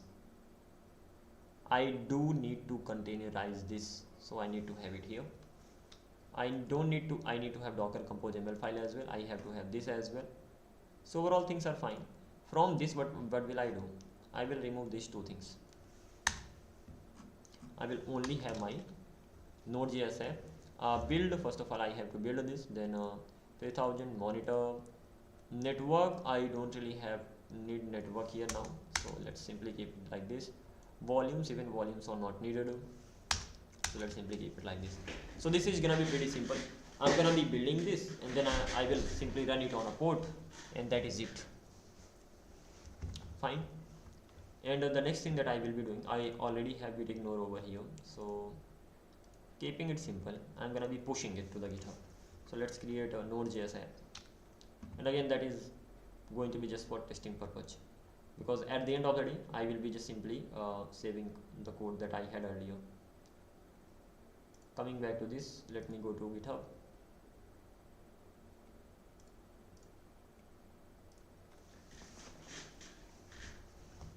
Gonna be creating a Node.js app. So not this, new repository, Node.js app monitor.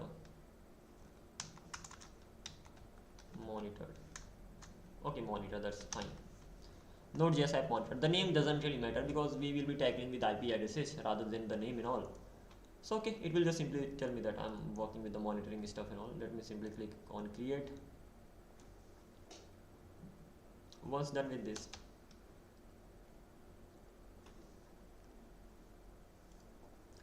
so over here, ls git init git branch m main ls. I'm inside this. Git add everything. Git commit m initial commit. Done. The next thing is that I have to add the origin. So git remote add origin. Git remote add origin. I have to get the like URL here. Add. Then git remote version. I have then git push setting the f stream origin in main. Simply push it and it's going to be pushed. Okay, that's fine. I can make a CI/CD pipeline. That's not really big problem. Even we will work on that soon. Working on a CI/CD pipeline. CI/CD pipeline. That simply means if I change something here, that should be changed there as well. But at the end of the day, changing there, matrix will be there. Yeah, let's add the CI/CD pipeline as well. So CI/CD pipeline.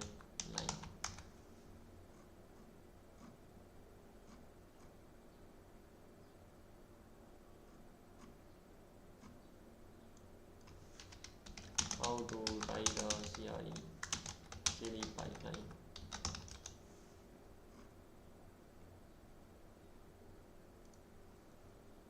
Okay, coming back to this.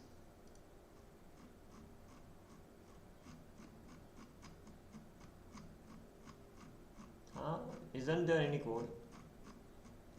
Alright, oh, literally.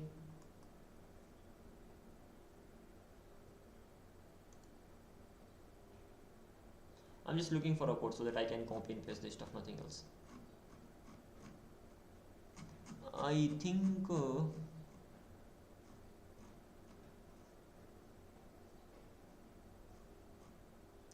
I need to read more things on it. I have that here with me.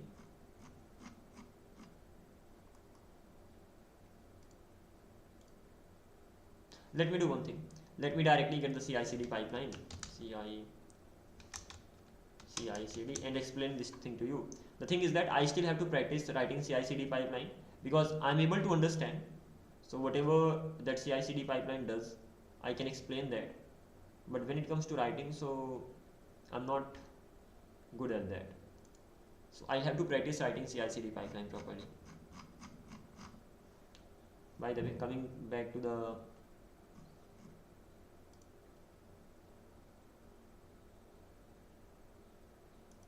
where can I get the CI/CD pipeline from?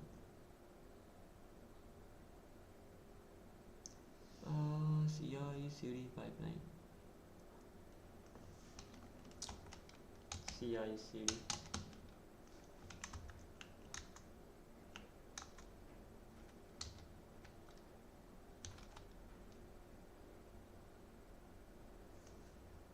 Literally, I'm facing the network issue just for a sec. Facing it on my laptop, nowhere else. So if I search CI/CD pipeline just like this, so CI/CD.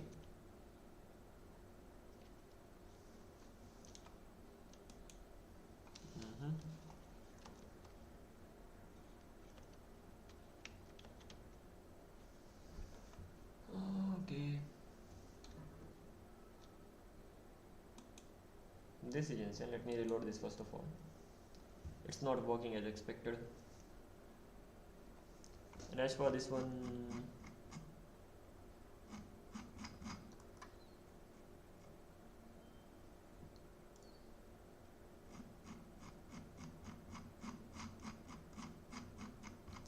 okay, I just have the basic info, like whatever I've been taught, I just know about that. I did not really try, I never tried to learn more about CI/CD pipeline.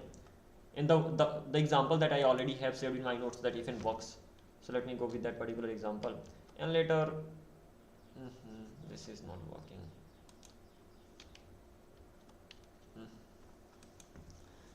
My laptop does not have good internet connectivity. So it is just simply things are actually being loaded there.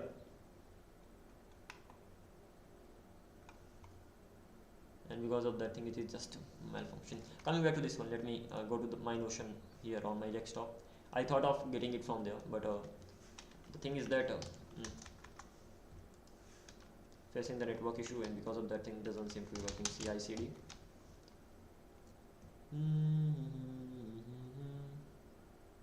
Steps to do the things, content, share decision.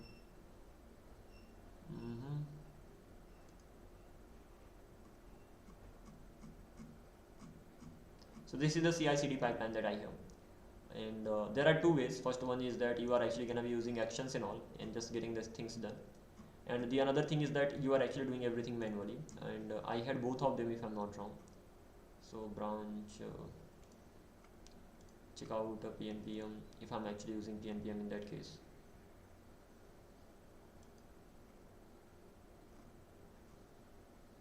And this, so what is the differences between this and that? The difference is this: I'm actually checking it out, and apart from this particular thing, remaining things I'm actually handling on my own, like associating into that and everything else.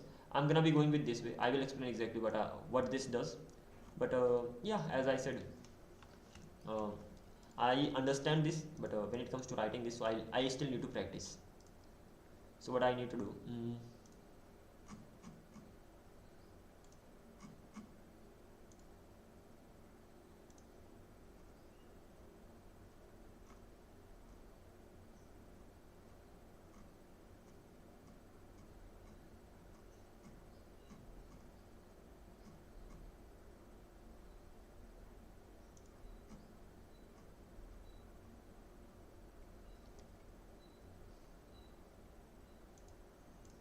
Let me go to my GitHub again. This is not just one thing. I have to still create few folders, if I'm not wrong, and I should have them in saved in my notes. I'm not even getting the names of those folders.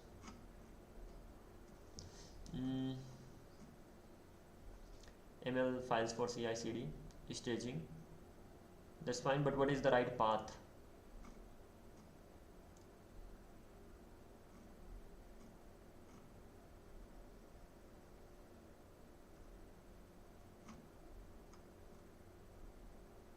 Create a YAML file CI/CD staging with the GitHub actions. Another. I have to specifically mention the path over here, like the folder structure over here.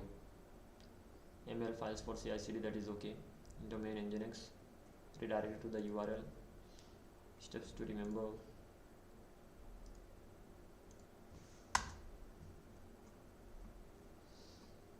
So let me go here, and coming back to this particular point. Oh, come on, inside repository. And Node.js monitor testing cluster. There should be CI/CD option as well to do a deploy CI/CD. So what do I need to do? Nginx config. This is mainly for Nginx, right? So as for that CI/CD,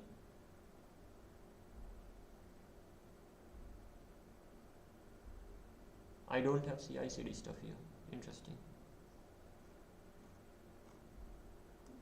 That's right. How about CI/CD? This one. Okay, this is what that I've been looking for.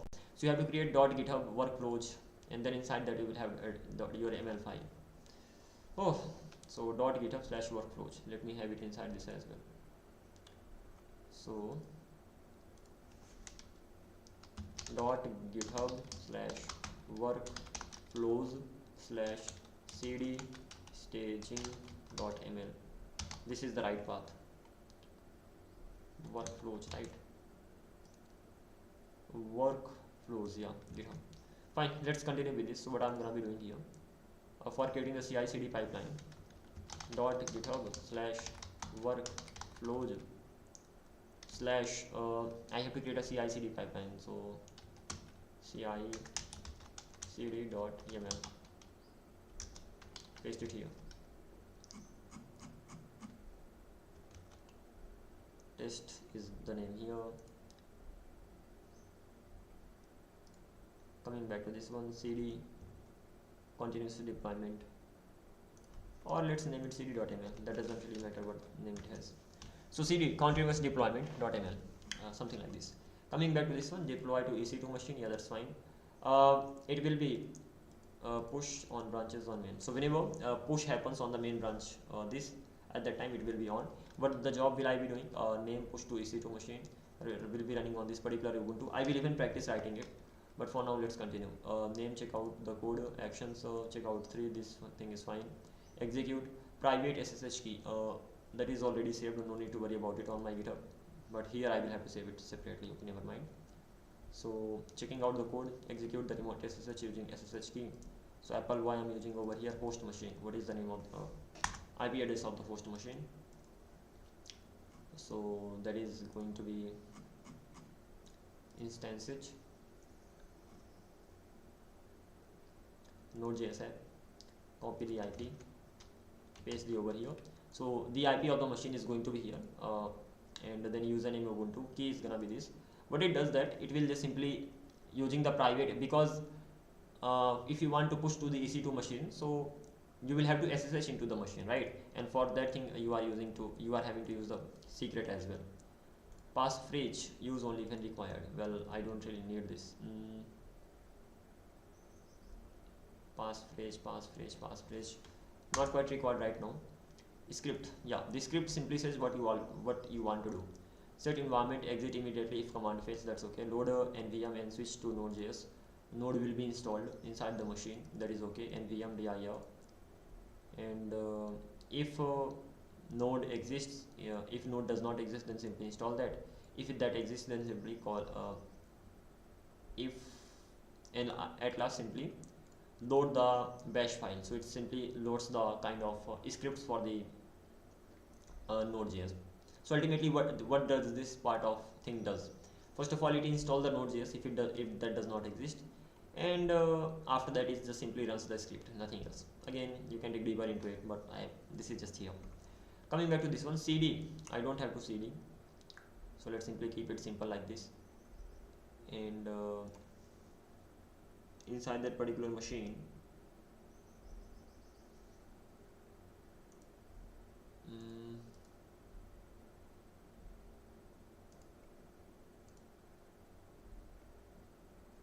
I have pushed it to this one, right? Reload the page. Yeah, so the code has been pushed. Now the question is Node.js app monitor. So this is the name of what, the app. So whenever I pull it, at that time this will be created. So I have to cd into Node.js app monitor. Okay, so cd into what? Cd into Node.js app monitor. Okay, git pull origin, is that so? Git pull origin main.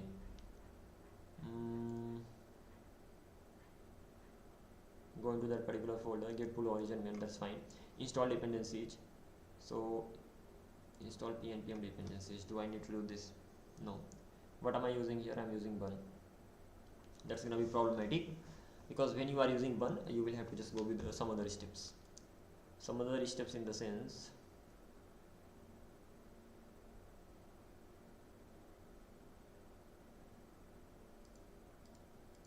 let's see whether it will be able to do that or not. Otherwise I will have to make some changes in the script as well.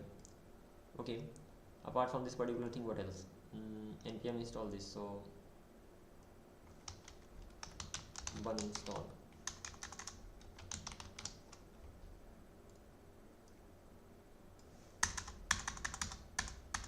The question is, will it be able to access the bun or not? But first of, because I'm pulling the code, that's fine. Bun install should do the job, but even it is not guaranteed. Even I need to install pm2 here. So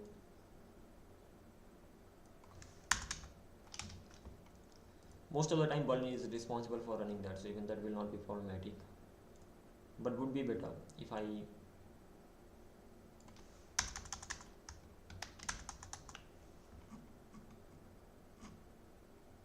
bun install. After bun install, what should happen? After bun install, first of all I need to have pm2 and pm2 start, And should I start with pm2? Interpreter is gonna be 1, and I have to install suppose index.ts there, just like this. Okay, but how will you get the access of 1 over here? That is something you need to think about. pm2 is okay, I can even import this. So coming back to this one, ls, now I have already exported this, so cd downloads sudo ssh into the machine Vipendra aws keep him and ubuntu @ now first of all the IP address of my machine node.js app, this is the one. Let me copy it, paste it over here.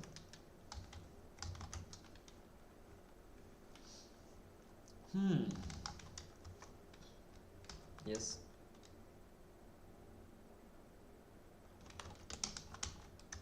okay, what is the next thing that I have to do? Of course I have to clone it, so git clone. What do I have to clone?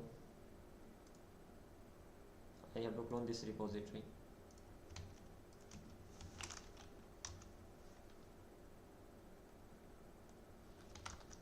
Okay, once it has been cloned, what is the next thing? Okay, so node.js app container app monitor, I'm inside this, and do I have 1 here? I don't. That simply means I will have to install 1, and as this is the machine where 1 will already be there,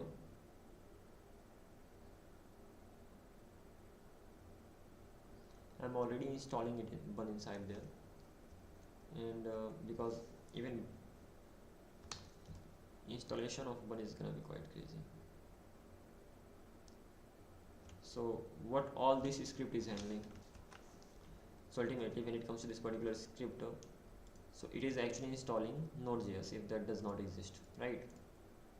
So how about installing the bun here directly? I mean, that would be better, right? So once this is done, after that I will just simply say npm install bun. If bun does not exist, so how will I even check?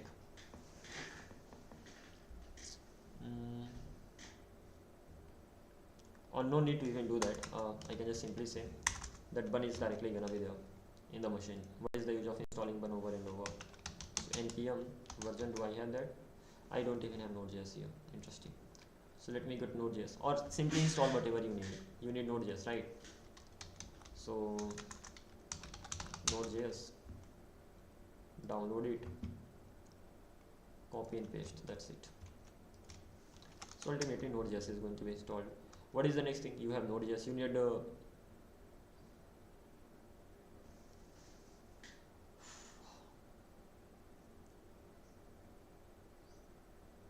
this is gonna be problematic. Why? Because even if you have your node.js here, ultimately you don't want to run your application directly on the EC2 machine, rather you want to containerize.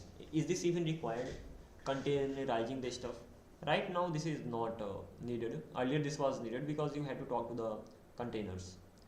Right now it's completely your choice whether you want to containerize this or not. Okay, my choice.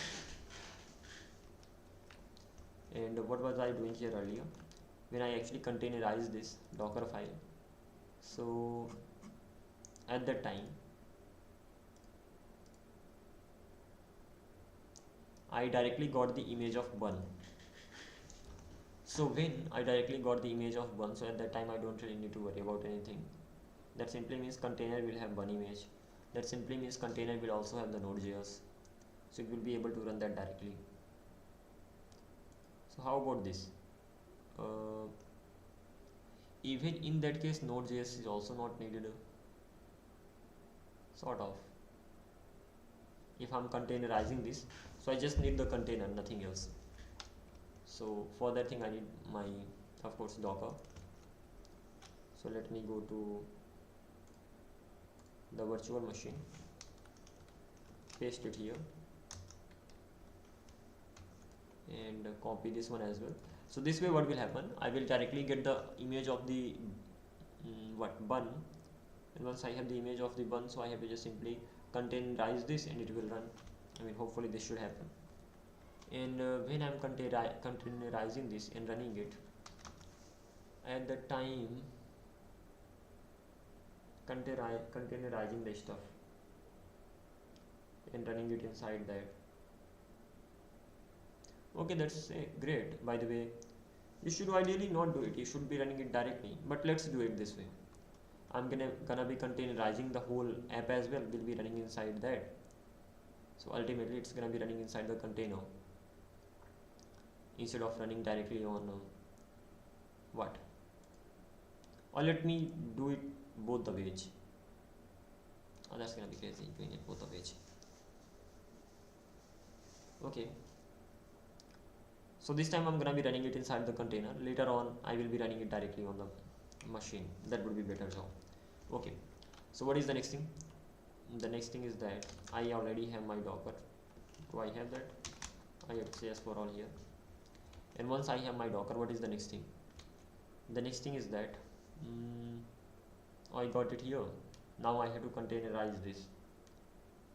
So how can I containerize this? I have to run a command, simply docker compose job.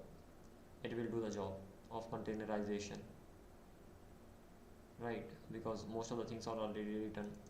So as I have this particular script, so it will do the job. So if I say sudo docker compose up, it will get everything and containerize this.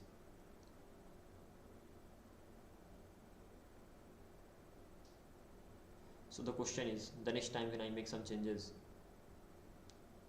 the changes are going to be reflected here. It will pull it, and once it actually pulls this, then what it's supposed to be doing, because the code is actually running inside a container, so this pulling stuff will not quite work. That is problematic. Even if I have this CI/CD pipeline here, it will not work directly. By the way, this CI/CD pipeline is locally right now. Later, first of all, I'm just simply running the whole application inside the container. So I have the code, I just simply ran it inside the container. This is running right now, and later I will remove this containerization part, because if there is an app that can directly run, so that I can just simply pull and using PM2 I can restart it. Okay, so this is how it's going to be going on. For now it's already running if I'm not wrong. So sudo, and this can be done later on as well, not really issue for now. Sudo docker process status, so I have it running. So if I go to localhost, not localhost actually, ID of my machine, this one, coming back to this 3000, so I should be getting the result here, and turns out I'm not. That simply means security inbound rule is not added. So let me add this one as well really quick. It's gonna be on 3000 port number, gonna be from anywhere. Simply save the rules. Once this is done, then I'm getting the result here. Alrighty, so this is done, and as I got the result here, let me make a few more requests. So few more requests to this one slash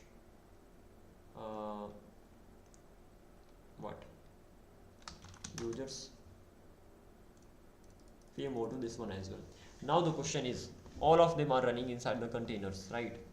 They have the access of each other. That's also right. That simply means my Prometheus, let me close everything. Prometheus should have the access of this now. This is Prometheus, not this one.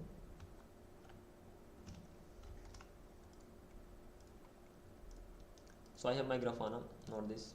I have Grafana here. I have Prometheus here. And they were running actually on localhost. So let's simply get rid of them, leave it.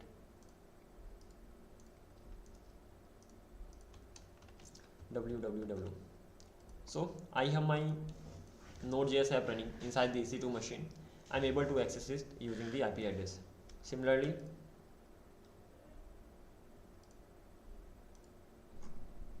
let me go to the EC2 instances. 3 instances are running right now. I have my Node.js app, then Grafana. Let me get the value of Grafana as well. So it's gonna be like Grafana is running on 3001 port, just like this. So this particular part is done, and one more.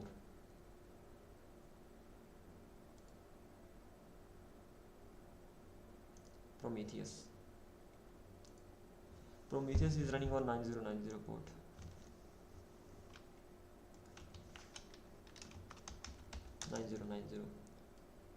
So overall I'm getting everything. What exactly do I have to do now? I have this. Let's check the status. Up. What is happening? As my Node.js app started running, so Prometheus got connected to my Node.js app automatically because I have already configured this. So it is just simply showing the status up.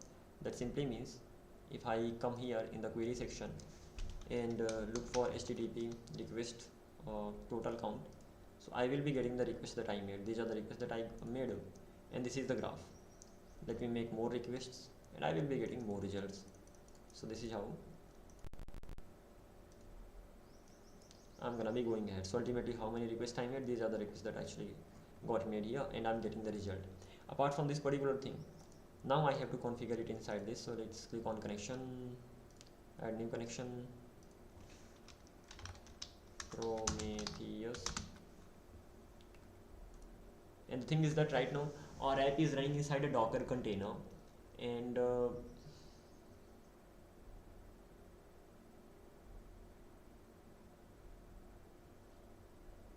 thing is that whenever you are pushing some code to your EC2 machine, at that time you will have to stop the container, you will have to build the image again, and then you will have to run that. So this way it will be working. But the another problem is that if the image is already built, there's very less chances of getting that rebuilt, and it's better to just simply use it directly. Simply using it directly in the sense, when you are running your app, don't run it inside a container, directly run it inside the EC2 machine. And in this way, whenever you push, when push happens, at that time your code, as soon as you pushed that, your PM2 server will just simply restart this. Ultimately PM2 runner, whatever that is, package will restart that. By the way, let's click on it, and HTTP this is not what I want. Where do I want to connect? I want to connect it to Prometheus. What is the IP address of Prometheus? The IP address is Prometheus is this. So let me have this IP address here, paste 9090, and simply click on save and test.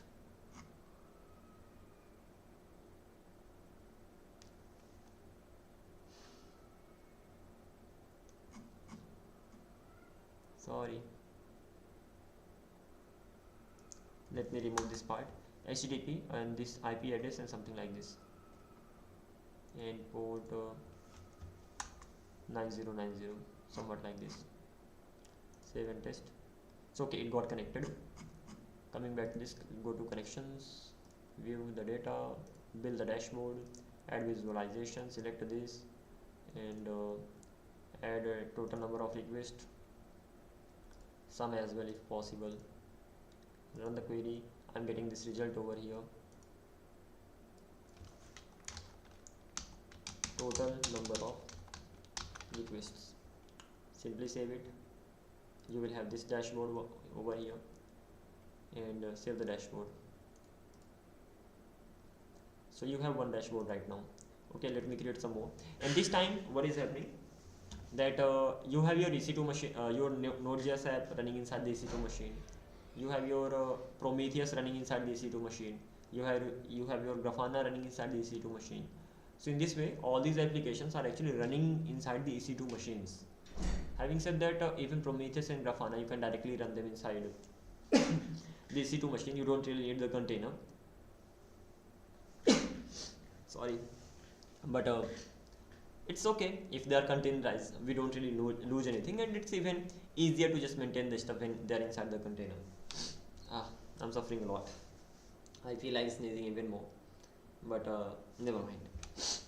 It's not a good thing to keep sneezing in live continuously. Coming back to this one, HTTP requests. I'm gonna be running this query. These are the number of requests that I get, and per route. So number of requests per route. Well, it's not in my hand. Okay, if it were in my hand, I would have stopped sneezing long time ago. But okay, let's simply add it, save it, and mm,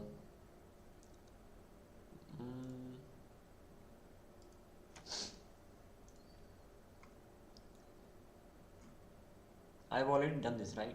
Back to the dashboard. Yeah, now I'm getting it here. I'm gonna be keeping it here as well. So ultimately, I have created two graphs. They are just simply telling me two different things. Let me create some more visualization. I will have one gauge here, and it will just simply track the number of pending requests. So active requests, run the query. There are no active requests right now. Number of active requests. Request queue. Yes, yeah, that's right. Let's simply add this as well. So save it. So I'm going to get this thing to save the dashboard. That's already done, by the way. Back to the dashboard. I have this gauge here as well. So I have three graphs. What else? This is done. This is done. One more thing. I want to know the number of requests per second. Exactly how many requests I'm getting per second. So in that case, let me select a total HTTP request. I wanna sum them. So in this way, I will get a sum of all the requests. After that, I wanna add rate limiting. Int add rate limit. So rate limit has been added. So what does this do? It simply shows that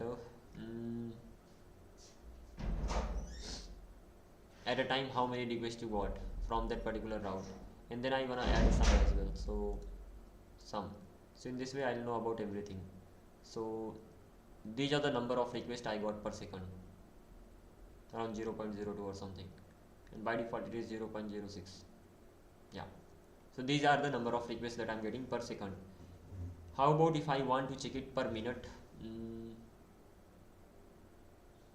Like, first of all, let's add this. Later I will think about that as well. Number of requests per second. This is the graph for that. So it's been done. Let's back here. So right now I have this one as well. So I have four graphs. This tells me about number of per request. This is the gauge, how many active requests are there. Total number of requests, total of number of requests per route. And let me create one more.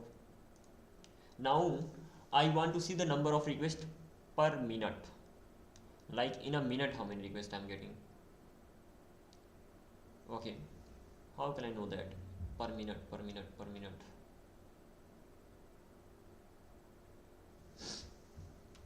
I have HTTP total number of requests, and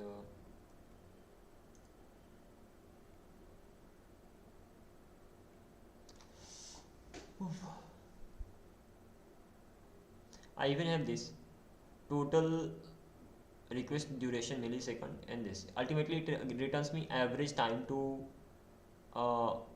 handle the let's have this to HTTP request duration millisecond. So this way I have this HTTP request duration millisecond, some total sum I have here, and then I will be adding one more query over here. I will go through the previous thing too. I will have the total count. So it tells me the total time that it took, then it tells me total number of requests that it has. Then I will be adding expression, that is the math expression, and I will say $A divided by $B. So what it will do, let's run the query, and it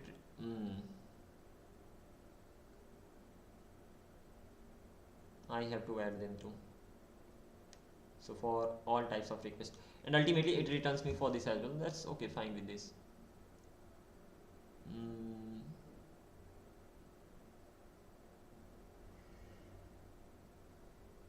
13.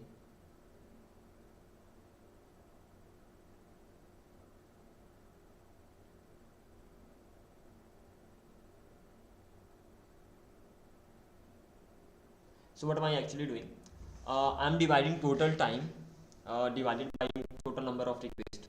So this way I'm getting exactly how much time it took to resolve the errors on an average. So the 13 requests were here, right? 13 requests was resolved and the time was around 12 point or something, and then 8. I think this is the time section, sorry, request section. These many requests and they were resolved. 0 2, what are these? What am I doing actually? This is the route/route, and I'm dividing the total time divided by the total number of requests. So 2 milliseconds it actually took. So yeah, that is actually nothing but the time.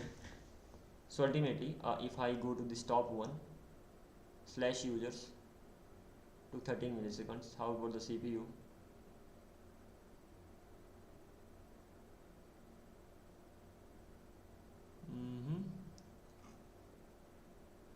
$A divided by $B. HTTP request duration. HTTP request duration millisecond. Sum.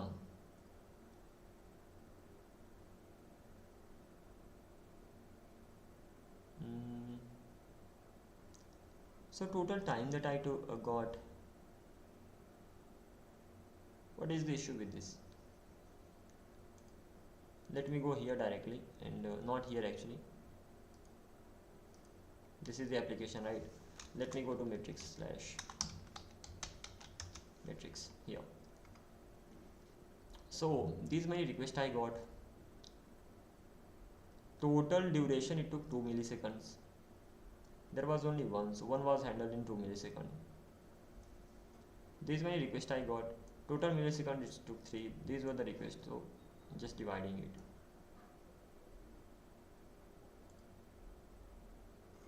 So I have to check this particular section. /users. 7 divided by 13. How much am I getting? /users, right? /users. /users. 7 total request divided by 13.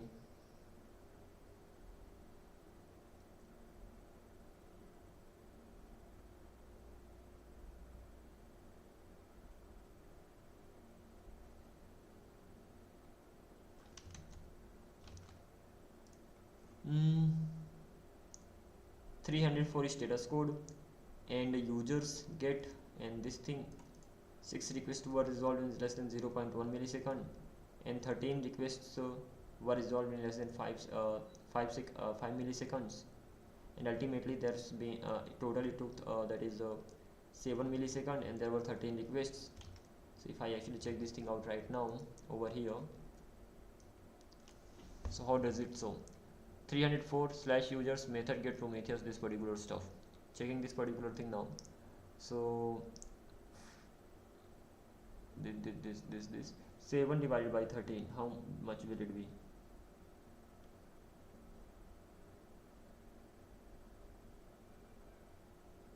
So it is merely telling me the number of requests that I'm getting, nothing else. Run the query.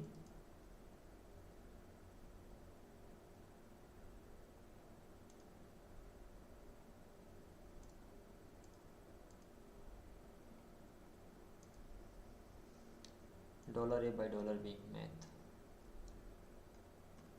This is $A.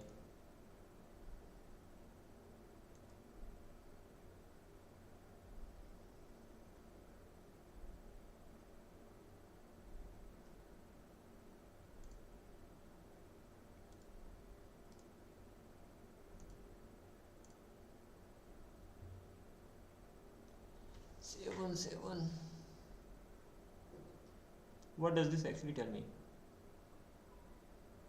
Time series format. 7 divided by 13, I should be getting 0.1 or something.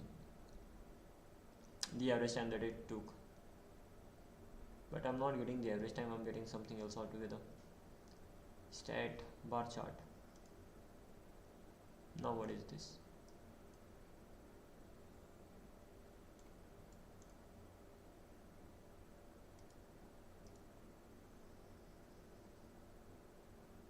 Interesting.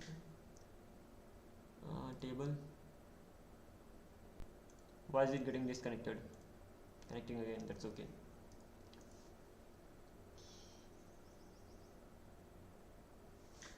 I'm trying to do, I think I'm doing the right thing, but I'm not getting the expected result. That simply means I'm doing the wrong thing. State result, heat map, histogram.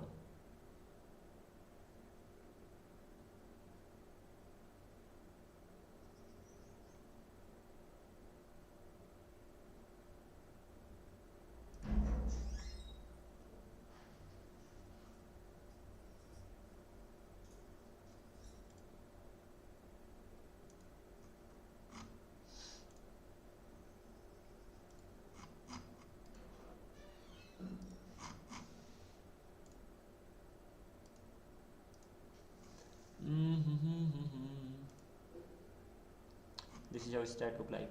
Okay, let's do one thing. Let me go with this only, times reach. This makes more sense. But even if I'm going with this, this dividend part, let me delete this. If I have this much only, then what will happen? When I'm running this, no changes. So it does what? It returns me. So let me delete this particular part as well. So I'm getting HTTP request total duration. Then so this much time it is taking total.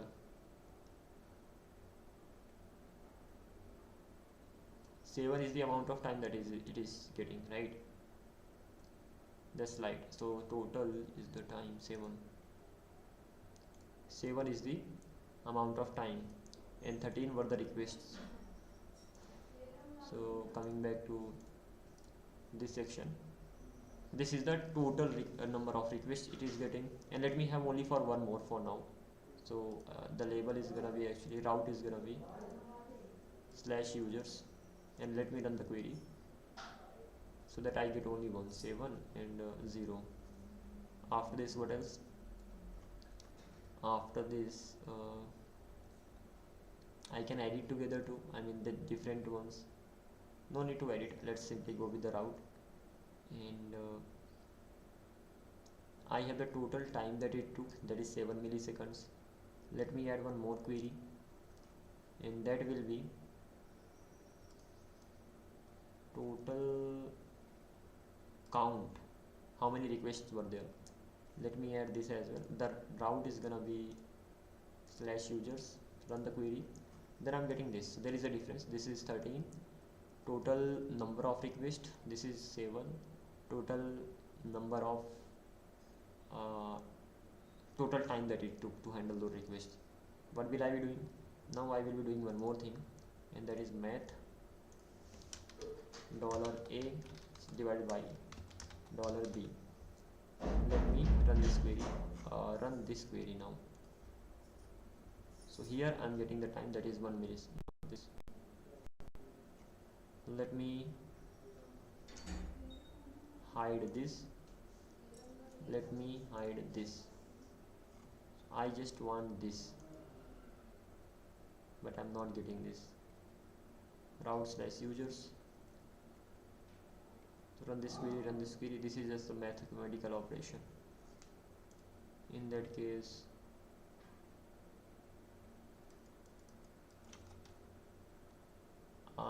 what have I done? Free from math formulas on time series or number data.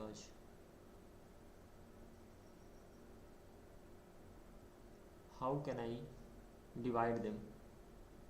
Using the math expressions, right? Expressions.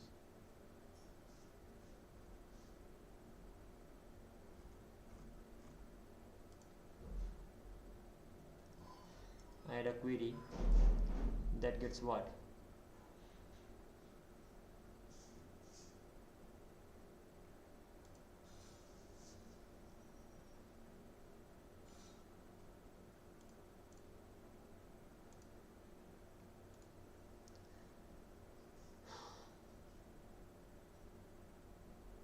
This one A, this one B, this one C. Expression is gonna be this. If I run the query, nothing happens.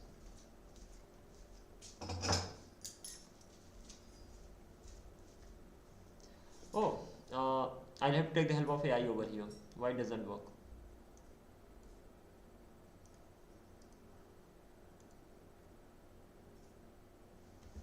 Let me select it all. AI. It should usually work, but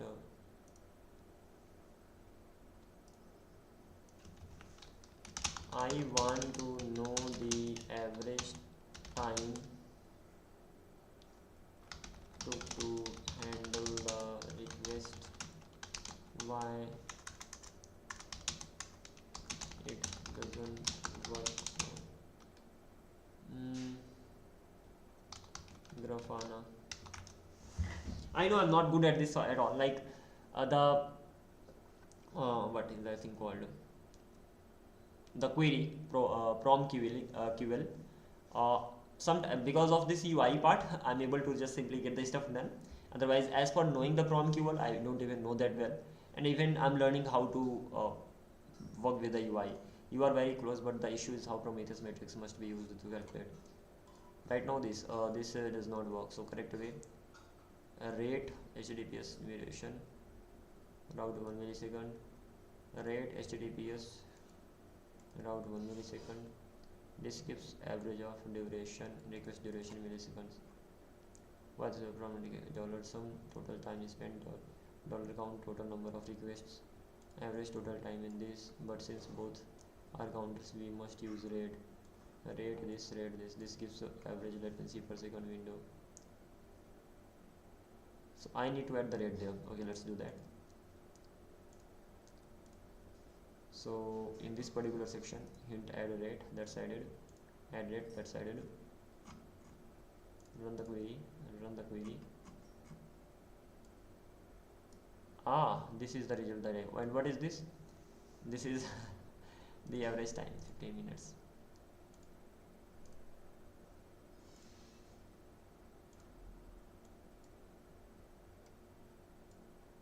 So this tells me what? This tells me the average time that it took, 0.429. This is what I wanted. I just had to add a rate there, and it simply tells me the average time per second that it took from here to here, something like that. So let me save it to, I mean, this doesn't really make any difference, but I spent lots of time. Average time took to process the request.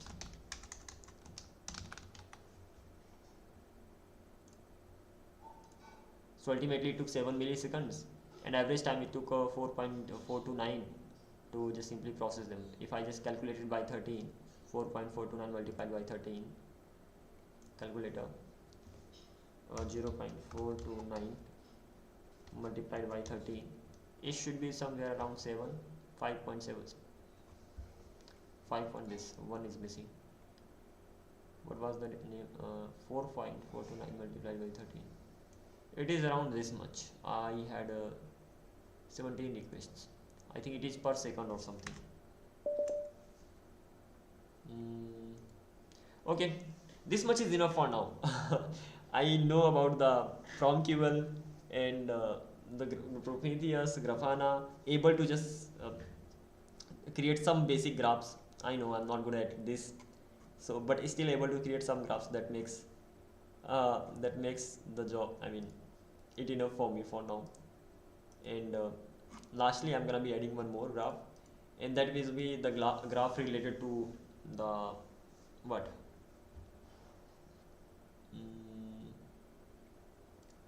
Let me select HTTP request total, and now if I not total actually. There was one more thing, that is the histogram related stuff.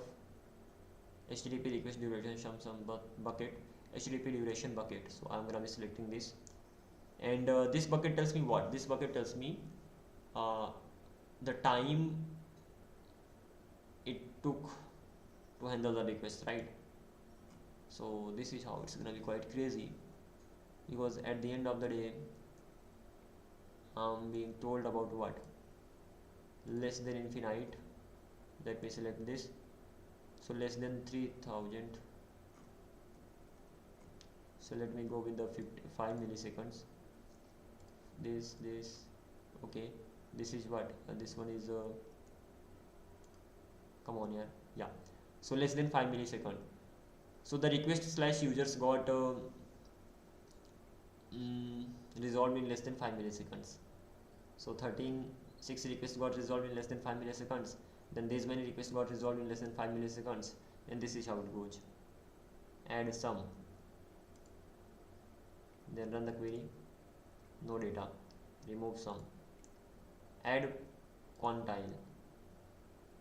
So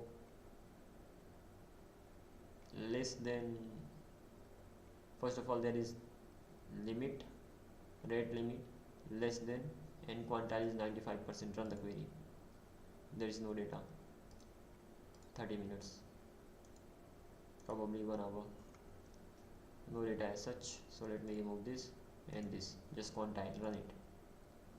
Now I'm gonna be getting this, right? So it returns me what? It returns me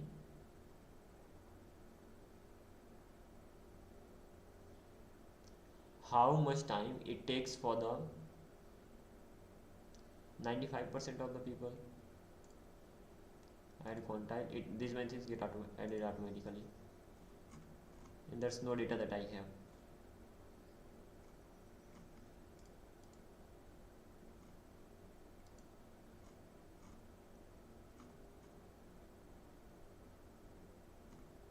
Maybe I don't have enough data. So ultimately what is such? First of all, this is the section that I have, and then this is the section that I have. Percentile 95 simply tells me about the like how much time it takes for 91% of the people to just simply get the response back, and it tells me this thing right now. So 4.35, 4.43. So at this particular time 4.43 milliseconds. So in the duration of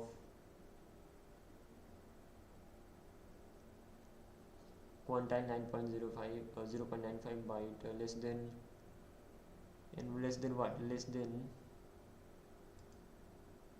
okay,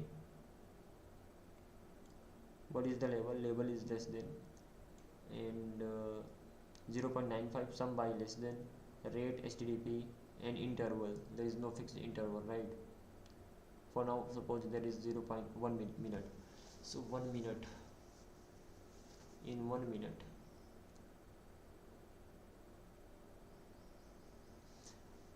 okay, this is the percentile, but how it works and all, it simply tells that how much time it takes for the mass, the request ultimately. So does it mean that 4.43 time, this much time it took for the 9% of the people, 95% of the people to get the response? I do need to more about it. Best resource to learn Grafana, learn how to make graphs on Grafana fundamentals. The best resource to learn to create a graphs in Grafana, including official tutorials, Grafana labs, hands-on videos in this. The premium starting point is Grafana University, and which because I'll have to watch some videos on this, only then it's gonna be possible. Otherwise I don't think I will be able to just, like, overall basic graphs I can create, but if I actually want to create good ones, then I need to know more about it.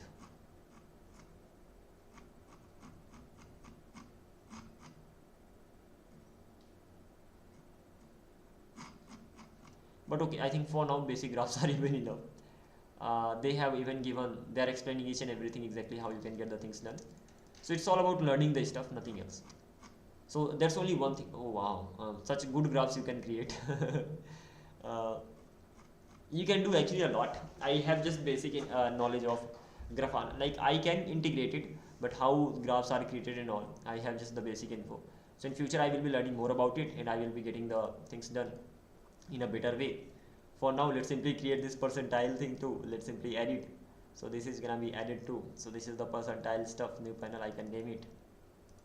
Um,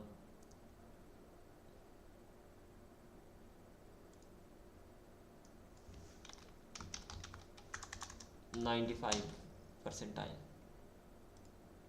Save it.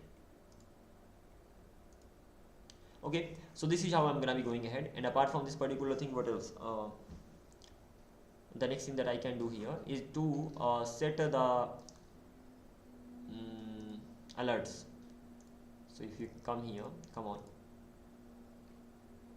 there is something called new alert rule. You can actually create a new alert rule, number of active requests, and you can set that if something goes then that. And the important thing is this.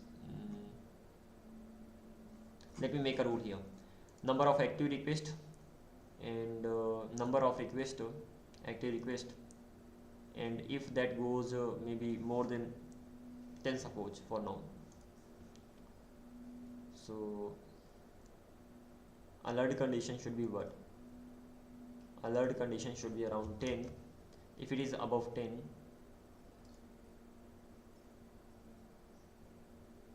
so I will get the HTTP request like this, and once I get the HTTP request, so it will give me what? HTTP request for all, right? So yeah, so I will be getting HTTP request for all the routes in this way. I can even sum it. So summing it won't really be good at all. Getting them separately would be enough. And then add a folder or labels.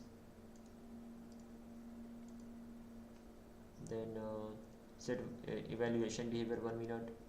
Keep firing for okay, never mind. Configure notifications, empty. I can even create the contact points when I create them. So create contact points. Loading on-call integration failed. Grafana on-call plugins has been enabled in your Grafana instance, but it's not reachable. Please check the plugin configuration.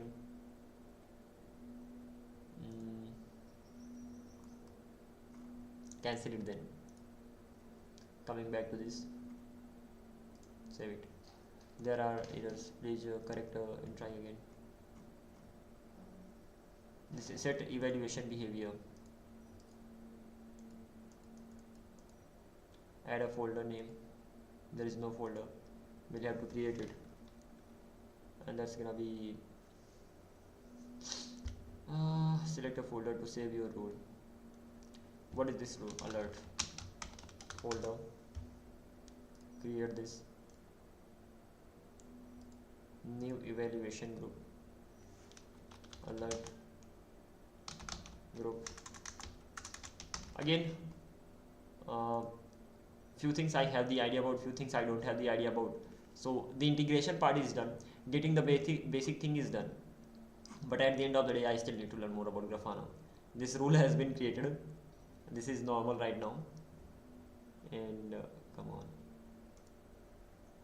apart from this particular thing, if you actually go to instance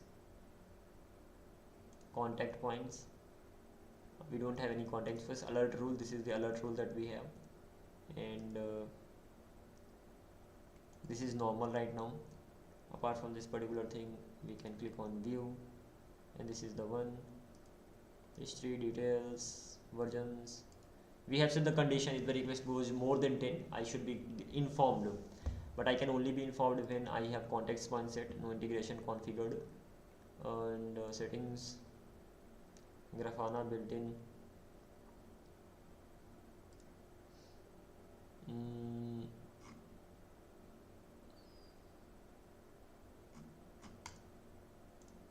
recently deleted active notifications, silence it, create silence. Okay, notification policies, new chat policy.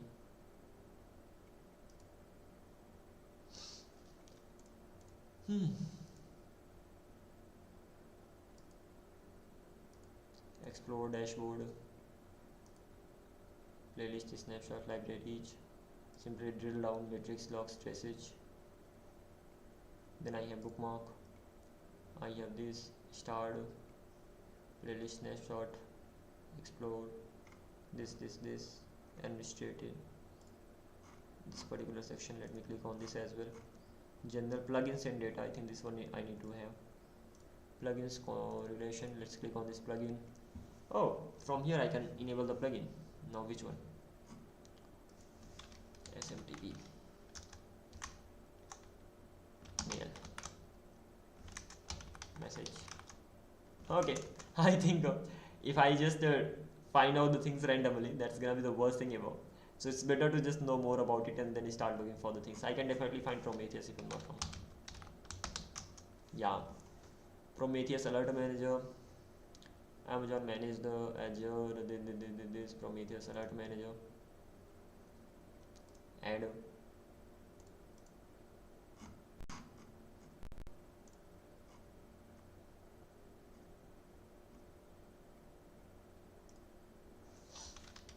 HTTP. You can access your access method is server. This means the URL needs to be accessible from the Grafana backend // What is the Prometheus? Copy this much. Come back here, paste it here.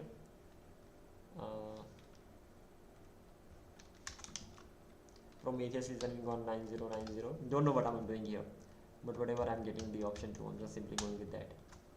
I hope this will do something. Having said that, I know I have to just simply go through it really well, understand everything and how it works and all. Browser, save and test. Health check failed. Health check.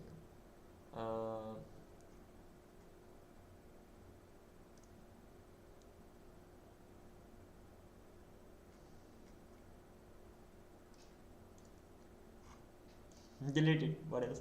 Okay, then that was it actually. The main goal was to simply deploy Grafana, Prometheus, and the app also on an EC2 machine, and just simply connect them. They are connected. Even I'm able to get the data. I'm bad at creating graphs. I will work on this, and even I have to know more about Grafana functionalities over here. So I will be just exploring more of this in future. So that is it. How the things what all have been done. Deployment is done. This particular thing is done. Serverless backend. I have to work on this Cloudflare, Hono, and Prisma, and I have to create this create thing. Let's not worry about this thing for now. Later I will figure it out. And this serverless backends. The last thing only this Cloudflare, Hono, and Prisma. We will be using Cloudflare. First of all, we will go through the Cloudflare stuff, and then we will start creating an application using Hono, and we will be using Prisma as the database. What is the best thing? They are serverless backends. That simply means your deployment will be handled automatically, so you don't really need to worry about it. So we will be exploring this part, and there are actually a lot of things inside Hono, how it supports and all. So I will be just even checking that thing out. And for this particular stuff, I will be coming back after a few minutes, and not few minutes, after some time, and then we will just simply focus on this last thing. And once we are done with this, then okay, congratulations, we don't really have anything else left. Coming back to instances, I have to stop them right now because I can't keep them running. So let me terminate, and that is it. So we have quite gone through everything. Of course, the next thing is that we have to learn about Kubernetes. That is the section that's about to start. But before that, I just wanted to make sure I've gone through everything. The last thing is the serverless backends. We will be going through them. And of course, we have to work on our Google Meet application. Never mind. I'll be back soon. Until then, take care and bye-bye.